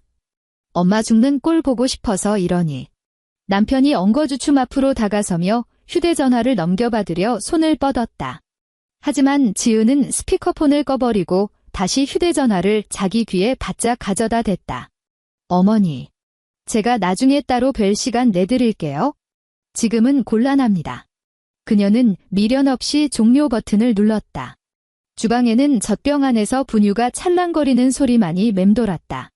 남편은 핏발선 눈으로 지은을 노려보며 입술을 몇 번이나 달싹이다가 간신히 한마디를 토해냈다. 너 도대체 언제부터 이렇게 독한 괴물이 된 거야? 지은은 젖병 뚜껑을 꽉 틀어지며 대답했다. 난 원래 이런 사람이었어. 그녀가 남편을 향해 고개를 돌렸다. 그동안 당신이 나를 투명 인간 취급하며 보지 않았을 뿐이지. 그날 오후 초인종이 울렸을 때 은비는 막 낮잠에 빠져든 참이었다. 거실 월패드 모니터를 확인한 지은의 눈에 현관 밖을 서성이는 시어머니의 모습이 들어왔다. 시어머니의 몰골은 말이 아니었다. 밤새 울었는지 퉁퉁 부어오른 두 눈, 빗질 한 번 안 한 산발머리. 허름한 수면 바지 위에 싸구려 패딩 하나만 대충 걸치고 있었고 발에는 흙먼지 묻은 슬리퍼가 신겨져 있었다. 그리고 시어머니의 등 뒤로는 외투 지퍼조차 채우지 못한 남편이 죄인처럼 고개를 숙인 채 서 있었다. 지은이 도어록을 열었다. 문이 채 다 열리기도 전에 시어머니가 현관 안으로 미친 듯이 밀고 들어왔다. 신발을 벗을 생각도 평소처럼 며느리 집 바닥을 매의 눈으로 스캔할 여유도 없었다. 시어머니는 그대로 무릎을 꺾고 차가운 현관 타일 바닥에 털썩 주저앉았다. 둔탁한 파여름이 현관을 울렸다. 지은아, 엄마가 죽을 죄를 지었다. 시어머니는 두 손을 싹싹 빌며 지은의 바짓가랑이를 부여잡았다. 목소리는 처참하게 갈라져 쇳소리가 났다. 내가 미쳤지. 내 딸내미 허영심 채워주겠다고 내 돈에 손을 댔어. 제발 그 집만은 살려다오. 그 내용 증명 당장 취하해줘. 지은아, 이렇게 무릎 꿇고 빌 테니 제발 부탁이다. 문가에 선 남편은 회색빛 얼굴로 그 광경을 지켜보고만 있었다. 자신의 친어머니가 아내의 바짓가랑이를 잡고 오열하는데도 그는 문틀만 꽉 쥔 채 감히 나서서 말리지도 못했다. 남편의 기억 속에 자존심으로 똘똘 뭉친 어머니가 남 앞에서 무릎을 꿇은 것은 평생 단 한 번도 없는 일이었다. 지은은 자신의 바지를 움켜쥔 시어머니의 손을 물끄러미 내려다보았다. 주방이 더럽다. 세탁기가 제대로 안 돌아간다며 삿대질을 해대고 은비를 안아든 그녀의 품을 매섭게 지적하던 바로 그 손이었다. 지금 그 손등 위로는 시퍼런 핏대가 흉측하게 솟아 있었고 손톱 밑에는 미처 닦아내지 못한 간장 얼룩이 새까맣게 끼어 있었다. 어머니, 지은이 차갑게 말했다. 일단 일어나세요. 시어머니는 미친 듯이 고개를 저으며 바짓가랑이를 더욱 세게 틀어쥐었다. 아니다. 내가 확답 안 주면 이 애미는 여기서 한 발짝도 못 나간다. 시어머니가 짐승처럼 울부짖었다. 그 집은 내 평생의 피땀이 서린 곳이야. 내가 어떻게 며느리라는 년이 시어미 빚을 사들여서 숨통을 조일 수가 있니? 너 나 죽는 꼴 보려고 작정했어? 지은은 천천히 허리를 숙여 시어머니의 억센 손가락을 하나하나 떼어냈다. 힘을 주지는 않았지만 얼음장처럼 차갑고 단호한 손길이었다. 시어머니가 다시 매달리려 하자 지은은 뒤로 한 걸음 물러섰다. 은비 자고 있어요. 지은이 경고하듯 말했다. 소리 낮추세요. 그 서늘한 한마디에 시어머니는 스스로 입을 틀어막았다. 손바닥 틈새로 끄끄거리는 울음소리만 새어나왔다. 고개를 들어 지은을 올려다보는 시어머니의 두 눈에는 더 이상 평소의 오만한 명령은 없었다. 오직 살집을 빼앗길지도 모른다는 짐승 같은 공포만이 번뜩이고 있었다. 지은은 시어머니의 눈높이에 맞춰 천천히 쪼그려 앉았다. 그녀의 목소리는 평소 딸을 재울 때처럼 아주 낮고 부드러웠다. 어머니, 그 내용 증명 취하해 드릴 수 있어요. 단, 조건이 있습니다. 문가에 서 있던 남편이 번쩍 고개를 들었다. 시어머니 역시 울음을 뚝 그치고 다급하게 고개를 끄덕였다. 말해봐라, 뭔지 다 말해. 이 애미가 다 들어주마. 지은은 자리에서 일어나 식탁 위로 걸어가 미리 인쇄해둔 서약서 한 장을 집어들었다. 오늘 오전 은비가 낮잠을 자는 틈을 타 작성해 둔 것이었다. 조항은 몇 개 되지 않았지만 텍스트는 법조문처럼 명확했다. 그녀는 그 종이를 현관 협탁 위에 올려두었다. 첫째, 지은이 선언하듯 말했다. 수연 아가씨는 3일 이내에 제가 모은 돌잔치 비용 1,000만 원 전액을 반환할 것, 여기에는 은행 연체 이율에 준하는 지연 이자도 포함됩니다. 이 돈은 가족 공용 계좌가 아닌 제 개인 계좌로 입금하셔야 합니다. 시어머니의 입술이 파르르 떨렸다. 우리 수연이가 당장 그 큰 돈이 어딨다고. 지은이 시어머니를 얼음처럼 노려보았다. 시어머니는 황급히 말을 주워 담았다. 알았다. 내가 수연이 닥달해서라도 기어코 받아다 주마. 둘째, 지은이 말을 이었다. 오늘 이 시간부로 그놈의 가족 공용 계좌는 전면 해지합니다. 제 월급은 1원 한 푼 빠짐없이 제가 직접 관리합니다. 우리 은비 키우는 데 드는 비용 역시 제 선에서 알아서 합니다. 앞으로 어머니는 제 카드에 손대실 수 없고 제 통장에 얼마가 들어오는지 묻거나 간섭하지 마십시오. 시어머니의 얼굴에 찰나의 분노가 스쳤지만 당장 쫓겨날 집을 생각하며 공포에 짓눌린 듯 곧바로 고개를 주걱거렸다. 그래, 알았다. 내 맘대로 해라. 그제야 침묵하던 남편이 끼어들었다. 지은아, 통장 관리는 나중에 우리 부부끼리 조용히 상의해서. 지은이 매서운 눈으로 남편의 말을 싹둑 잘랐다. 당신은 이제 와서 우리가 부부라는 사실이 떠올랐나 보지? 남편의 목을 떼가 크게 꿀꺽거렸다. 지은은 다시 시어머니를 향해 시선을 고정하고 마지막 일격을 날렸다. 셋째, 지은은 한 박자 쉬고 문틀에 찰거머리처럼 붙어있는 남편을 서늘하게 쳐다보았다. 내일 당장 저와 은비는 이 집에서 나갑니다. 당신들 모자분들끼리 평생 오순도순 잘 살아보시죠. 시어머니의 눈이 튀어나올 듯 커졌다. 집을 나가? 내가 애를 데리고 어딜 가? 시어머니의 목소리가 다시 찢어질 듯 높아졌다. 남사스럽게 며느리가 집을 나가면 남들이 퍽이나 좋아하겠다. 우리 은비는 엄연히 이한씨 집안 핏줄인데 내가 뭔데 애를 함부로 데리고 나가? 지은은 협탁 위의 서약서를 시어머니 코앞으로 툭 밀어버렸다. 어머니, 방금 전엔 제 조건 다 들어주신다고 하셨죠. 시어머니는 꿀 먹은 벙어리처럼 입만 뻐끔거렸다. 다급해진 그녀는 아들에게 매달리듯 소리쳤다. 정우야, 너 이대로 가만히 있을 거니? 애를 뺏기게 생겼는데 아비라는 놈이 왜 구경만 해? 현관문가에 선 남편의 얼굴에는 식은땀이 줄줄 흐르고 있었다. 그는 어머니를 힐끗 보더니 애원하는 눈빛으로 지은을 쳐다보았다. 지은아, 남편이 쥐어짜듯 말했다. 집을 나가는 건 너무 극단적이잖아. 우리 차분하게 다시 얘기하자. 봐, 우리 엄마가 저렇게 무릎까지 꿇으셨잖아. 지은은 남편의 비겁한 눈동자를 꿰뚫어 보았다. 당신 어머니가 내 앞에서 무릎 꿇은 건 그깟 아파트 한 채 지키려고 그런 거야. 지은이 비수를 꽂았다. 우리 은비를 지키려고 무릎 꿇은 게 아니라고. 남편의 얼굴이 굳어지며 무너져 내렸다. 지은은 문가로 다가가 턱짓으로 밖을 가리켰다. 오늘은 이만 돌아가세요. 이 서약서는 가져가서 꼼꼼히 읽어보시고요. 3일 안에 원금과 이자 전액 입금하시면 법무사 쪽에 연락해서 경매 절차는 잠시 보류해 드릴게요. 하지만 돈이 입금되지 않으면 남은 절차는 법대로 진행될 겁니다. 시어머니는 벽을 짚고 후들거리는 다리로 간신히 일어섰다. 무릎이 꺾여 앞으로 고꾸라질 뻔한 것을 남편이 반사적으로 부축하려 하자 시어머니는 아들의 팔뚝을 생명줄처럼 꽉 틀어쥐었다. 정우야, 이 애미 이제 어떡하면 좋니? 시어머니가 흐느끼며 울부짖었다. 내 집 다 날아가게 생겨서 어떡해. 남편은 아무 대답도 하지 못했다.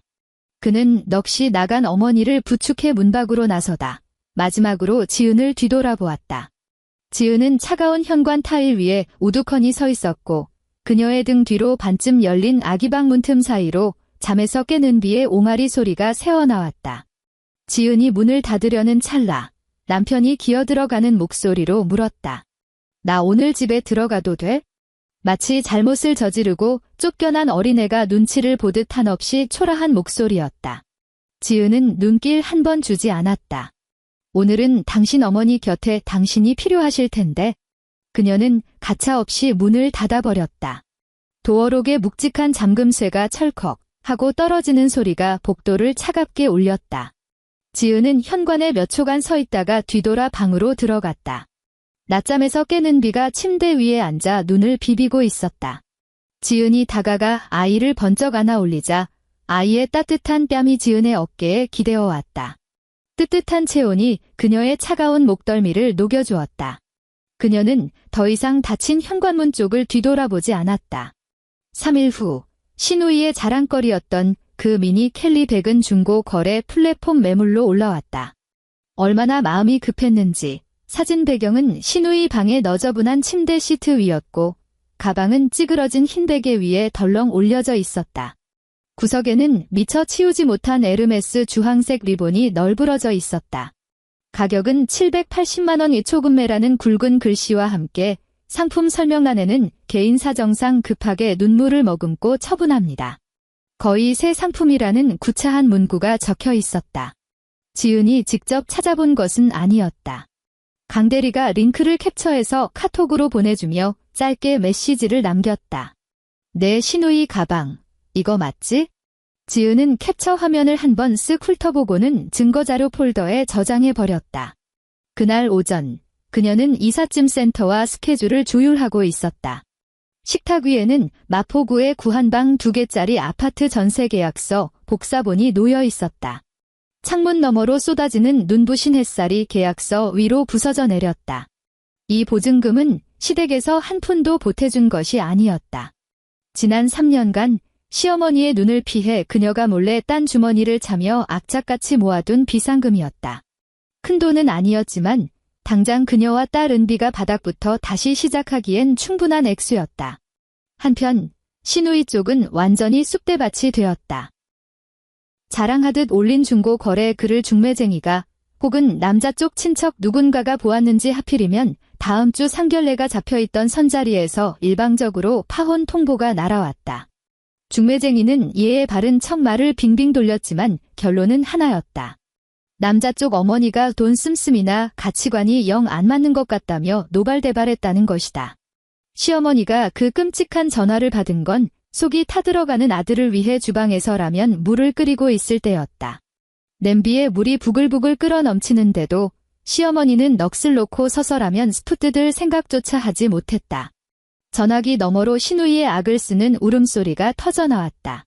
엄마, 나 이제 어떡해. 그쪽에서 나 거렁뱅이로 보는 거 아니야? 내가 뭐 명품 사치녀라도 된 줄 아냐고. 그냥 가방 팔아서 새언니 돈이나 메꿔주려던 건데. 시어머니는 휴대전화를 부여잡고 파랗게 질린 얼굴로 부들부들 떨었다. 식탁에 앉아 여동생의 징징거리는 소리를 듣던 남편은 미간을 잔뜩 찌푸렸다. 예전 같았으면 당장 득달같이 달려들어 우리 수연이 불쌍해서 어떡하냐며 난리를 쳤을 텐데 이번엔 미동조차 하지 않았다. 그 망할 놈의 가방 당장 갖다 버려 시어머니가 태어나서 처음으로 막내딸에게 쌍욕을 퍼부었다. 당장 그 돈 마련해서 내 새언니 통장에 꽂아 넣어. 이게 다 너 때문이야. 내년이 겉바람 들어서 그 빌어먹을 가방 타령만 안 했어도 내 집이 날아가게 생겼겠어? 전화기 너머의 신우이가 돌연 쥐죽은 듯 조용해졌다. 엄마의 신우이의 목소리가 모기 소리만 하게 기어들어갔다. 가방값 빼고 남은 돈 나 다 썼어. 시어머니의 심장이 철렁 내려앉았다. 너 지금 뭐라고 했어? 가방이 딱 1,000만 원이 아니잖아. 그 돈으로 선자리 나간다고 백화점에서 구두 사고, 원피스 사고, 피부과 끊고 친구들한테 한턱 낸다고 밥값으로 긁은 것도 있고, 신우이의 변명은 갈수록 공색해졌다. 난 세연이가 진짜로 돈 돌려달라고 난리 칠 줄 몰랐지. 여태껏 쥐 죽은 듯이 잘만 참았잖아. 냄비에서 넘쳐 흐른 끓는 물이 가스 불꽃을 덮치며 촤악 하는 날카로운 소리를 냈다. 시어머니는 불에 댄 사람처럼 펄쩍 뛰며 가스 밸브를 잠갔다. 휴대전화를 쥔 채 입만 떡 벌린 시어머니는 충격으로 말문이 막혀버렸다. 남편이 무거운 몸을 이끌고 주방으로 들어와 가스레인지 위로 넘친 물을 행주로 거칠게 닦아냈다. 예전에 그였다면 엄마 진정해. 수연이가 아직 철이 없어서 그래라며 어머니를 다독였을 것이다. 하지만 지금 그는 그저 냄비 뚜껑을 열어젖히며 서늘하게 한마디를 툭 던졌다. 그래서 돈은 어떻게 할 건데? 신우이는 아무 대답도 하지 못했다. 시어머니는 싱크대를 부여잡고 무너져 내렸다. 평생 오냐오냐 하며 금지옥엽으로 키운 막내딸이 정작 오빠의 피 같은 돈을 훔쳐다 쓰면서 갚을 생각 따위는 눈꼽만큼도 하지 않았다는 끔찍한 진실을 뼛속 깊이 깨달은 순간이었다. 마침내 3일의 유예 기간이 끝났다. 신우이가 긁어모은 돈은 턱없이 부족했다. 결국 시어머니는 자신의 노후 자금으로 묶어둔 정기예금을 울며 겨자 먹기로 해지해야 했고 여기저기 친척들에게 손을 벌려 모자란 금액을 채운 뒤에야 3일째 되는 날 자정 무렵에 원금 1,000만 원과 지연 이자를 지은의 개인 계좌로 송금했다. 송금자 메모란에는 처절하게도 근비 돌잔치 비용 반환이라는 문구가 선명하게 찍혀 있었다. 지은이 입금 알림 문자를 받았을 때 그녀는 거실 바닥에 앉아 은비의 장난감들을 박스에 싸고 있었다. 액정을 무심히 내려다보던 그녀는 몇 초 뒤 법무사에게 문자를 보내 강제 경매 절차를 일시 보류해달라고 지시했다. 물론 부실 채권 자체를 소멸시키지는 않았다. 목줄은 여전히 그녀가 쥐고 있었다. 곧바로 남편에게서 전화가 걸려왔다. 지은이 스피커폰으로 전화를 받자 쌩쌩거리는 바람소리가 섞여 들렸다. 필시 지은이 있는 아파트 1층 공동현관 앞에서 서성이는 모양이었다.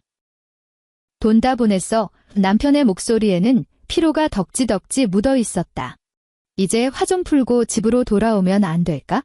엄마는 며칠째 식음 전폐하고 누워 계시고 수연이도 파혼당해서 제정신이 아니야. 나도 당신 화난 거 아는데 어쨌든 엎질러진 물이잖아. 우리 가족 다 같이 모여서 얼굴 보고 얘기하자. 지은이 그의 구차한 변명을 자비 없이 잘라버렸다. 정우 씨, 나 내일 이사해. 전화기 너머 남편의 호흡이 멎었다. 그렇게 갑자기? 당장 내일. 전세 계약은 이미 저번 주에 끝났어. 지은이 차갑게 쐐기를 박았다. 내일 아침 9시에 포장이사 센터에서 트럭 올 거야. 남편은 긴 침묵 끝에 더듬거리며 물었다. 너 도대체 언제부터 나랑 갈라설 준비를 한 거야? 지은은 매트 위에 뒹굴던 은비의 한복을 집어들었다. 돌잔치 날 딱 한 번 입었던 옷이었다. 소매 끝에는 친척들이 흘린 떡고물 자국이 묻어 있어 2번이나 손빨래를 했는데도 옅은 얼룩이 남아 있었다. 3달 전부터 지은이 담담하게 대답했다. 남편의 목소리에 전에 없던 처절한 두려움이 번졌다. 3달 전부터 넌 나를 버릴 생각을 하고 있었던 거야? 지은은 한복을 반듯하게 개어 상자에 넣었다.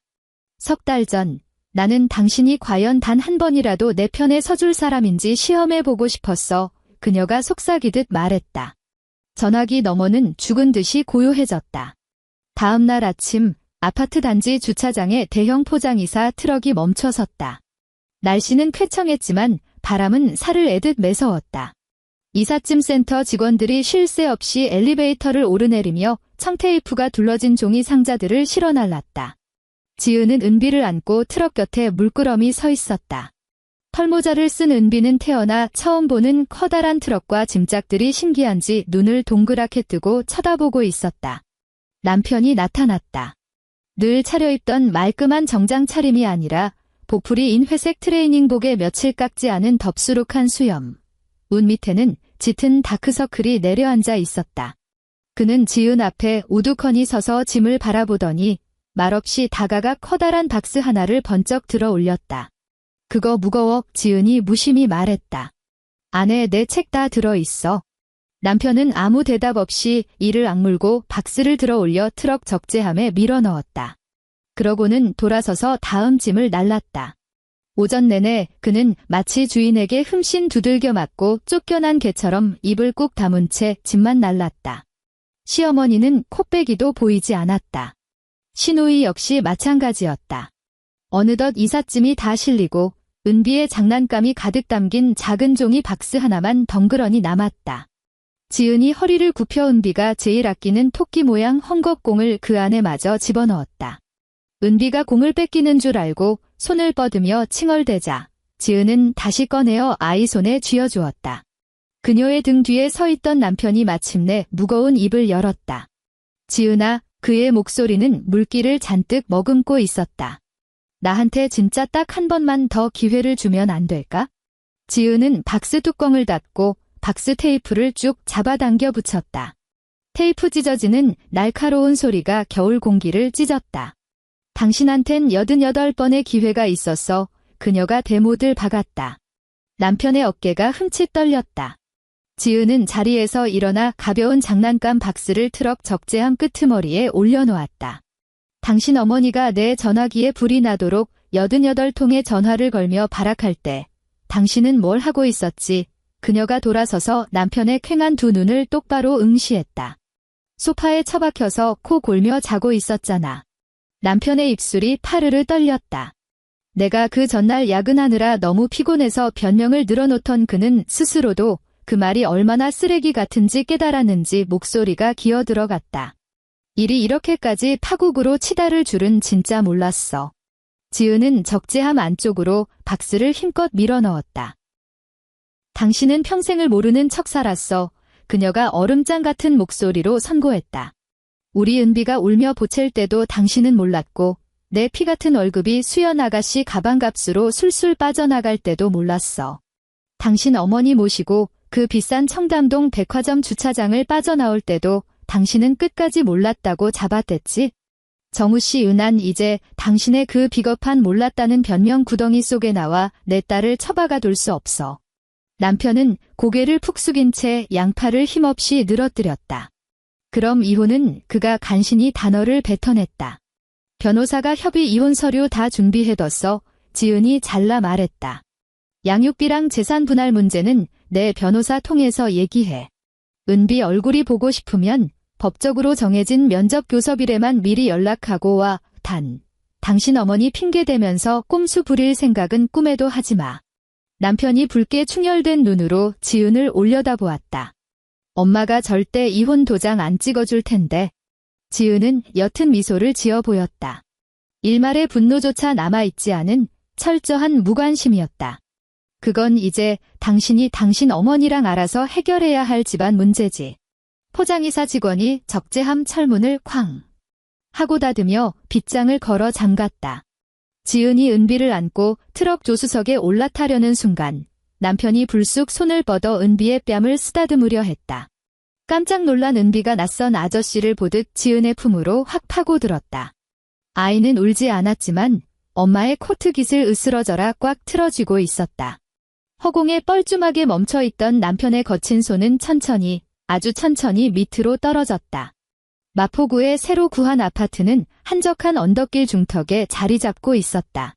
비록 낡은 투룸의 거실도 비좁았지만 남향 창문으로 쏟아지는 겨울 햇살만큼은 더없이 따스했다.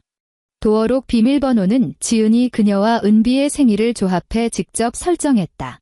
이삿짐 센터 직원들이 떠나고 난 뒤 거실에는 한쪽 벽을 가득 채운 종이 상자들과 이리저리 뜯겨나간 비닐 포장재들만이 뒹굴고 있었다.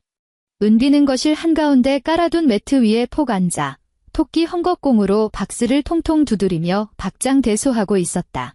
지은은 서둘러 짐을 풀지 않았다. 가장 먼저 은비의 작은 아기 침대를 조립해 햇살이 잘 드는 창가에 배치하고 그 말 많던 한복을 옷장 깊숙이 걸어두었다. 그리고 시댁에서 챙겨온 시어머니가 탐내다 결국 훔쳐 쓰지 못한 핸드크림을 욕실 거울장 안에 가지런히 올려두었다.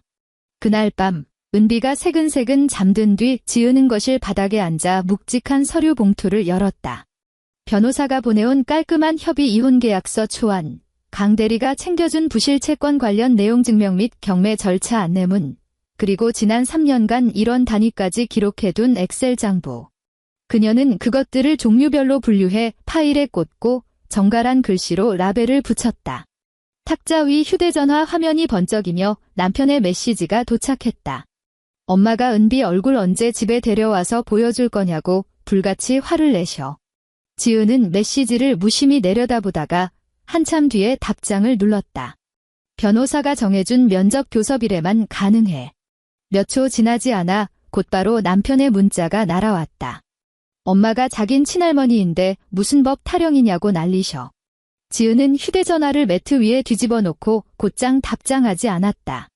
자리에서 일어나 주방으로 걸어갔다. 아직 짐 정리가 덜 끝난 주방 싱크대 위에는 머그잔 딱 2개만이 덩그러니 놓여 있었다. 컵에 정수기 물을 받아 들이켰다. 차가운 물줄기가 목구멍을 타고 넘어가며 가슴속까지 뻥 뚫리는 듯한 통쾌한 소리를 냈다. 잠시 후 거실로 돌아온 그녀는 남편에게 마지막 답장을 보냈다. 친할머니라는 단어가 우리 집 도어록 프리패스 비밀번호는 아니야. 메시지 전송 버튼을 누른 그녀는 휴대전화를 즉각 방해 금지 모드로 돌려놓고 탁자 위로 밀어버렸다. 한 달이라는 시간이 흘렀고 지은과 은비는 마포 아파트에 완벽하게 적응했다. 매일 아침 그녀는 은비를 단지 내 어린이집에 데려다주고 홀가분하게 지하철에 올라탔다. 퇴근길에는 동네 마트에 들러 먹고 싶은 반찬을 맘껏 골라 샀다. 집에 돌아왔을 때 왜 이렇게 늦었냐며 눈을 부라리는 시어머니도 없었고 몰래 가방을 뒤져보며 영수증을 검열하는 손길도 없었으며 며느리 월급날을 기가 막히게 기억하고 독촉하는 숨막히는 지옥도 사라졌다. 하지만 시댁 쪽 상황은 그리 호락호락하게 끝나지 않았다. 초반에 시어머니는 남편을 통해 매일같이 전화를 걸어왔다. 처음에는 악을 쓰며 쌍욕을 퍼붓다가 나중에는 내가 죽을 죄를 지었다며 엉엉 울고불고 매달리는 패턴의 무한 반복이었다. 피도 눈물도 없는 독한 년이라며 지은을 저주했다가 등신 같은 아들놈이라며 남편의 등짝을 후려치고 종국에는 가방 하나 때문에 자기 선자리까지 걷어찬 막내딸 머리채를 휘어잡았다. 남편은 묵묵히 전화를 끊어버리기도 했지만 때로는 새벽 내내 어머니의 넋두리를 듣고 있어야 했다. 결국 변호사를 통해 정식 이혼 소장이 접수되자 남편이 마포까지 2번이나 찾아왔다. 하지만 지은은 집문은 굳게 걸어 잠근 채 그를 1층 카페로 불러내 얼음장처럼 대했다. 첫 번째 방문 때 남편은 싸구려 장미꽃다발을 들고 왔다. 지은은 거들떠보지도 않았다. 나 지금 당신이랑 연애 노름하러 나온 거 아니야? 두 번째 방문 때 남편은 은비가 환장하는 뽀로로 장난감을 사들고 왔다. 지은은 매의 눈으로 물건을 스캔한 뒤 장난감만 쏙 챙기며 말했다. 다음부터는 일주일 전에 변호사 통해서 방문 예약 잡고 와. 이렇게 예고도 없이 불쑥 찾아오면 경찰 부를 거야. 맞은편에 앉은 남편은 종이컵을 쥔 손을 바들바들 떨며 기어들어가는 목소리로 중얼거렸다. 우리 엄마가 그러시더라.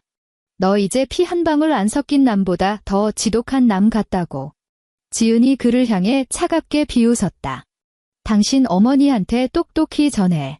생판 남은 3년 동안 7천만 원이나 갖다 바치는 호구짓은 안 한다고. 남편은 정통으로 명치를 얻어맞은 듯 일그러진 표정을 지었지만 감히 반론 한마디 꺼내지 못했다. 이혼 소송은 지지부진하게 흘러갔다. 남편이 이혼을 거부해서가 아니라 도저히 어머니의 히스테리를 감당할 용기가 없었기 때문이다. 시어머니는 이혼 서류에 도장만 찍으면 당장 한강에 뛰어들겠다며 매일같이 남편 회사 로비에 진을 치고 앉아 오열했다. 내 집 다 뺏긴 것도 원통해 죽겠는데 내 금쪽 같은 손녀딸까지 뺏길 순 없다는 악다군이었다. 신우이 역시 이따금 지은에게 구걸하는 전화를 걸어왔다. 예전에 그 콧대 높던 목소리는 온데간데 없이 가방 팔고 남은 빚을 24개월 할부로 갚으면 안 되냐느니 파혼한 남자 쪽 집안에 제발 소문만은 내지 마라 달라느니 하며 질질 짰다. 지은은 단 한 번도 신우이와 말싸움을 섞지 않았다. 그녀는 기계적인 목소리로 모든 채무 변제 및 협의 사항은 제 법률 대리인과 통화하시죠 하고 전화를 끊어버렸다. 문제의 부실 채권은 어찌 되었을까? 시어머니는 결국 은행 경매를 막기 위해 필요한 천문학적인 연체 대금을 만기일까지 끌어모으지 못했다. 지은이 내용 증명을 일시 보류해준 것은 마지막 동아줄이었지만 시어머니는 그 금쪽 같은 시간을 친척들에게 돈을 빌리러 다니고 막내딸과 머리채를 잡고 싸우고 아들을 붙잡고 신세 한탄하는데 모조리 허비했다. 정작 빚을 갚기 위해 집을 금매로 내놓거나 하는 현실적인 조치는 단 하나도 취하지 않았다. 변호사가 수차례 조정 기일을 잡았지만 시어머니는 번번이 나타나지 않았다. 그녀의 머릿속에는 여전히 설마 내 며느리 년이 진짜로 시어미 집을 날리겠어? 지가 제풀에 지쳐서 놔주겠지 하는 안일한 착각이 뿌리 깊게 박혀 있었다. 하지만 지은은 더 이상 그들의 구질구질한 전화에 응답하지 않았다. 반년 후 시흥시 아파트 1층 엘리베이터 앞 게시판에 법원의 새빨간 경매 개시 결정 공고문이 나붙었다. A4 사이즈의 시뻘건 딱지가 겨울바람에 사각사각 흔들렸다. 오며 가며 공고문을 확인한 이웃 주민들은 수군거리기 시작했다. 어머, 1504호 한영자 씨네 집 아니야? 평소에 그렇게 있는 척 콧대를 세우더니 결국 경매로 쫓겨나네. 사람들은 혀를 끌짝 쓰며 발걸음을 재촉했다. 시장 바구니를 들고 아파트 로비로 들어서던 시어머니는 그 시뻘건 공고문 앞에 돌부처처럼 굳어버렸다. 대파줄기가 삐죽 튀어나온 비닐봉지가 바닥으로 툭 떨어졌다. 그녀의 입술은 핏기가 싹 가신 채 파들파들 떨리고 있었다.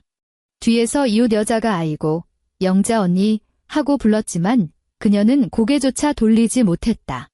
그녀가 20년 넘게 안방마님 행세를 하며 거들먹거리던 그 집은 결국 경매시장에 넘어가 시세보다 한참 후려쳐진 헐값에 이름 모를 낙찰자에게 넘어갔다. 선순위 전세금과 은행 담보대출 잔액을 제하고 남은 찌끄러기 배당금은 법적 우선순위에 따라 채권자인 지은의 통장으로 차곡차곡 회수되었다. 지은은 경매법정 근처에는 얼씬도 하지 않았다. 그녀는 사무실에서 커피를 마시며 법무사가 보내온 최종 배당표 스캔본을 여유롭게 확인했을 뿐이다. 남은 채무 찌꺼기는 그녀가 평생을 쥐고 흔들 족쇄로 남겨두었다. 시어머니가 길바닥으로 짐을 빼던 날 남편이 월차를 내고 이사를 도왔다. 20년을 묵은 살림살이는 역겨울 정도로 끝이 없었다. 시어머니는 쓰레기 같은 고물들을 껴안고 이것도 돈 주고 산 거라며 버리지 못하게 악을 썼다. 곰팡이 핀 소미불, 코팅 다 벗겨진 프라이팬, 시누이가 초등학교 때 받은 누런 상장, 아들의 군대 시절 군화까지. 온갖 잡동사니가 거실에 산더미처럼 쌓였다. 하지만 시누이가 간신히 구한 월세방은 그 짐들을 다 쑤셔넣기엔 턱없이 비좁았다. 이건 꼭 챙겨가야 한다. 시어머니가 낡은 앨범이 가득 든 육중한 플라스틱 박스를 부둥켜 안고 소리쳤다. 박스 테이프를 들고 서 있던 남편의 얼굴은 시체처럼 창백했다. 엄마. 수연이 반지하 방에 이거 다 안 들어가. 오크가 체념한 듯 말했다. 시어머니의 주름진 얼굴이 흉측하게 일그러졌다. 그럼 이 애미더러 우리 식구들 추억을 다 쓰레기장에 내다 버리란 말이냐? 남편은 집안을 가득 채운 고물 상자들을 공허하게 바라보았다. 예전 같았으면 알았어 엄마. 내가 어떻게든 이삿짐 센터에 우겨 넣어볼게라며 쩔쩔맸을 그였다. 하지만 지금 그는 손에 들고 있던 테이프 커터기를 바닥에 툭 던져버렸다. 엄마. 용달차에 실을 수 있는 건 이게 전부야? 남은 건 다 버리든가 짐 보관소에 돈 내고 맡기든가 해. 보관 비용은 엄마랑 수연이가 알아서 해결하고. 시어머니는 눈알이 튀어나올 듯 아들을 노려보았다. 너마저 이 애미를 길바닥에 버리는 거냐?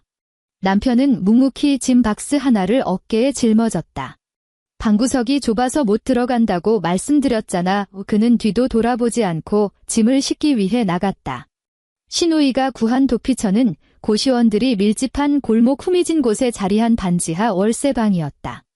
창문이 지면과 맞닿아 있어 대낮에도 전등을 켜지 않으면 동굴처럼 캄캄했고 벽지 구석구석에는 거무튀튀한 곰팡이가 피어올라 시큼한 냄새가 코를 찔렀다. 방바닥에는 싸구려 스펀지 매트 한 장이 덜렁 깔려 있었다. 화장기 하나 없이 퀭한 얼굴로 문가에 서 있던 신우이는 이삿짐을 잔뜩 짊어지고 나타난 시어머니를 보더니 입술을 질근 깨물었다. 엄마, 일단 박스는 그쪽 곰팡이 핀 벽 쪽으로 치워놔. 현관문 안 열리잖아. 신우이가 신경질적으로 쏘아붙였다. 시어머니는 동굴 같은 그 끔찍한 방구석을 둘러보며 숨을 헐떡였다. 너 진짜 이딴 돼지우리 같은 곳에서 살겠다는 거니? 시어머니의 목소리가 덜덜 떨렸다. 신우이는 예전처럼 명품백을 끼고 애교를 부리던 철없는 막내딸이 아니었다.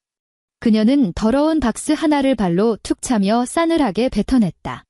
엄마, 나 지금 보증금 털어먹고 길바닥에 안 나앉으려면 이딴 데서밖에 못 살아. 앨범 박스를 부둥켜 안고 현관에 멍하니 서 있던 시어머니의 눈가에 눈물이 차올랐다. 이 등신 같은 년아, 누구 때문에 내 집이 날아갔는데 하고 악을 쓰고 싶었지만 시꺼먼 곰팡이가 피어오른 벽장 구석을 보는 순간 입술만 바들바들 떨 뿐 단 한마디도 토해내지 못했다. 그날 밤 마포 아파트의 아늑한 거실 조명 아래서 지은은 매트 위에 엎드려 은비와 나무 블록을 쌓고 있었다. 은비의 손끝이 제법 야무져져서 이제는 블록을 2개, 3개까지 거뜬히 올려놓았다. 물론 3번째 블록이 올라가는 순간 10중 8구 와르르 무너져 내렸다. 하지만 공들여 쌓은 탑이 무너질 때마다 은비는 짜증을 내기는커녕 까르르 웃으며 고사리 같은 손뼉을 쳤다. 지은은 아이 곁에 무릎을 세우고 앉아 흩어진 블록들을 다정하게 아이 앞으로 밀어주었다. 탁자 위에 휴대전화 액정이 밝아졌다. 인스타그램 알림이었다. 신우이의 계정에 새로운 스토리가 업데이트되어 있었다. 화면을 가득 채운 것은 얼룩덜룩한 곰팡이가 핀 반지하 방의 누런 벽지였다. 백화점 쇼핑백도, 눈부신 프렌치 네일도, 명품 가방도 없었다. 화려한 BGM 대신 눅눅한 정적만이 감돌았다. 사진 한가운데 흰색 글씨로 단 3글자가 처량하게 박혀 있었다. 어떡하지? 지은은 그 한심한 사진을 3초간 무심히 바라보다가 가차없이 스와이프해 넘겨버렸다. 그때 은비가 새빨간 나무 블록 하나를 집어들어 지은을 향해 불쑥 내밀었다. 맘마 아직 발음이 뭉개졌지만 아이는 분명 엄마를 부르고 있었다. 지은은 따뜻한 미소를 지으며 블록을 받아들었다. 아이의 서툰 발음을 굳이 교정하려 들지 않았다. 그녀는 그 빨간색 블록을 가장 밑동에 단단히 세우고 그 위에 샛노란 블록을 안정감 있게 올려주었다. 눈을 동그랗게 뜨고 지켜보던 은비가 꼬물거리는 손으로 파란색 3번째 블록을 집어들었다. 바로 그 순간 현관의 인터폰이 짧게 한 번 울렸다. 지은이 월패드 모니터를 확인했다. 남편이었다. 그는 현관문 밖에 고개를 숙인 채 서 있었고 한 손에는 작은 종이 쇼핑백을 들고 있었다. 초인종을 2번 누르지도 않았다. 화면 속에 그는 자신의 휴대전화 시계를 초조하게 확인하더니 쇼핑백을 다른 손으로 고쳐주며 마치 처분만을 기다리는 죄수처럼 서 있었다. 오늘은 변호사를 통해 공식적으로 합의된 한 달에 한 번 있는 면접 교섭일이었다. 시간도 정확히 지켰다. 지은은 현관으로 걸어가 인터폰 통화 버튼을 눌렀다. 혼자 온 거야. 지은의 목소리는 인터폰을 타고 차갑게 흘러나갔다. 모니터 속 남편이 흠칫 놀라며 고개를 쳐들었다. 응, 남편이 쉰 목소리로 대답했다.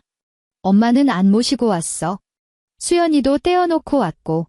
지은은 도어록 열림 버튼을 눌렀다.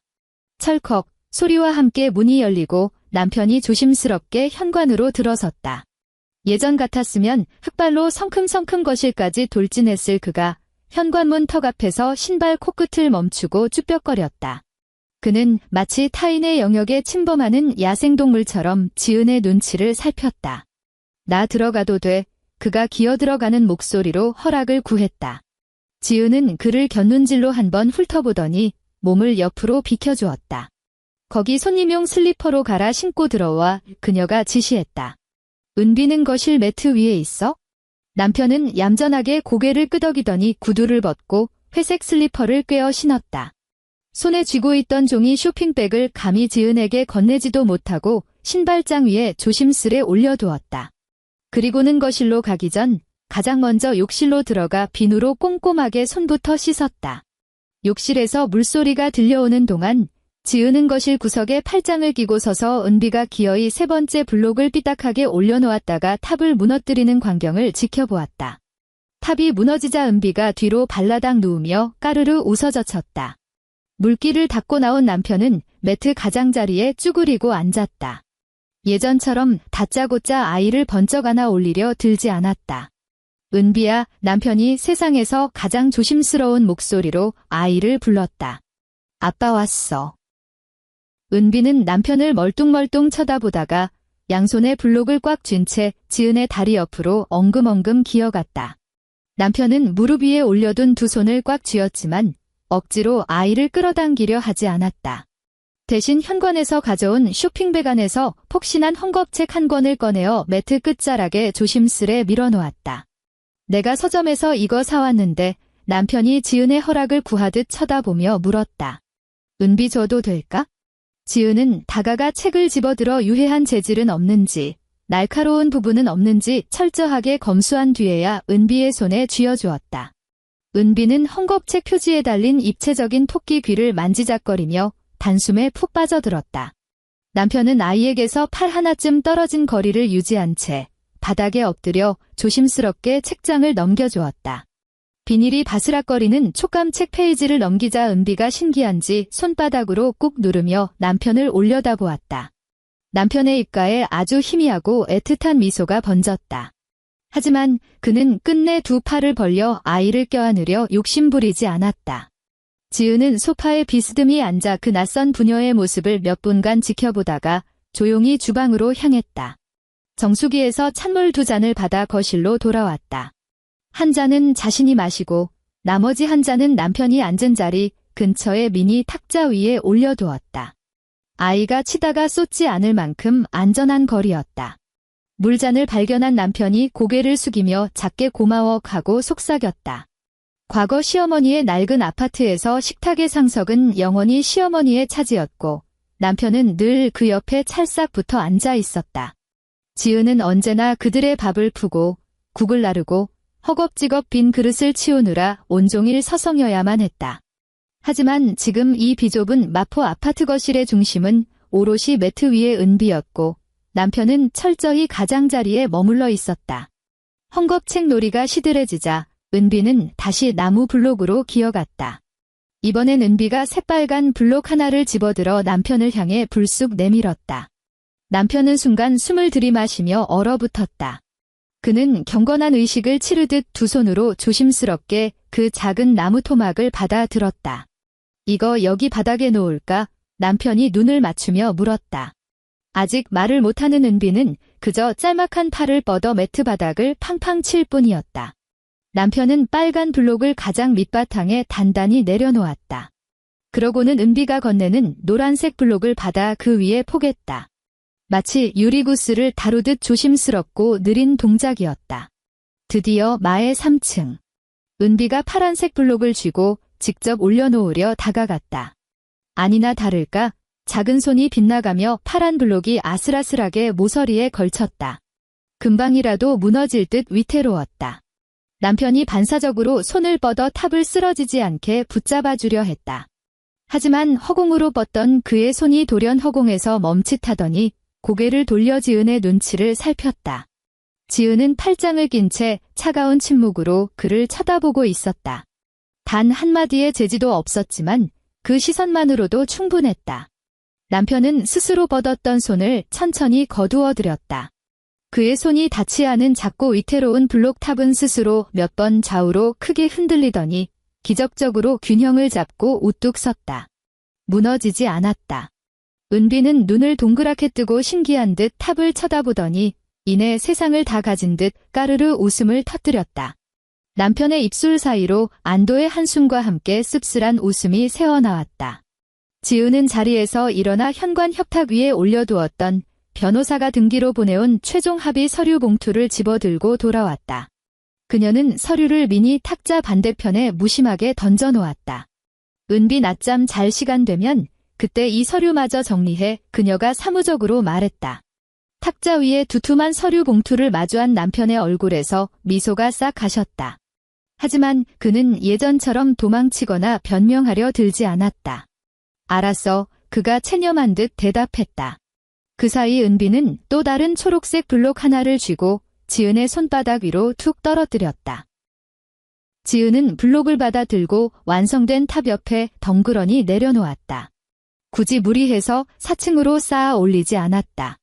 은비는 엄마의 얼굴을 한 번, 아빠의 얼굴을 한 번 번갈아 쳐다보더니 기어이 자신이 직접 그 초록색 블록을 집어들고 꼭대기층에 턱하니 올려놓았다. 4층 탑이 기우뚱하며 위태롭게 흔들렸지만 마침내 견고하게 제자리를 잡았다. 남편이 멈추고 있던 숨을 길게, 아주 길게 토해냈다. 이번에는 그 비좁은 거실 안에 그 누구도 흔들리는 탑을 억지로 바로잡기 위해 손을 뻗지 않았다.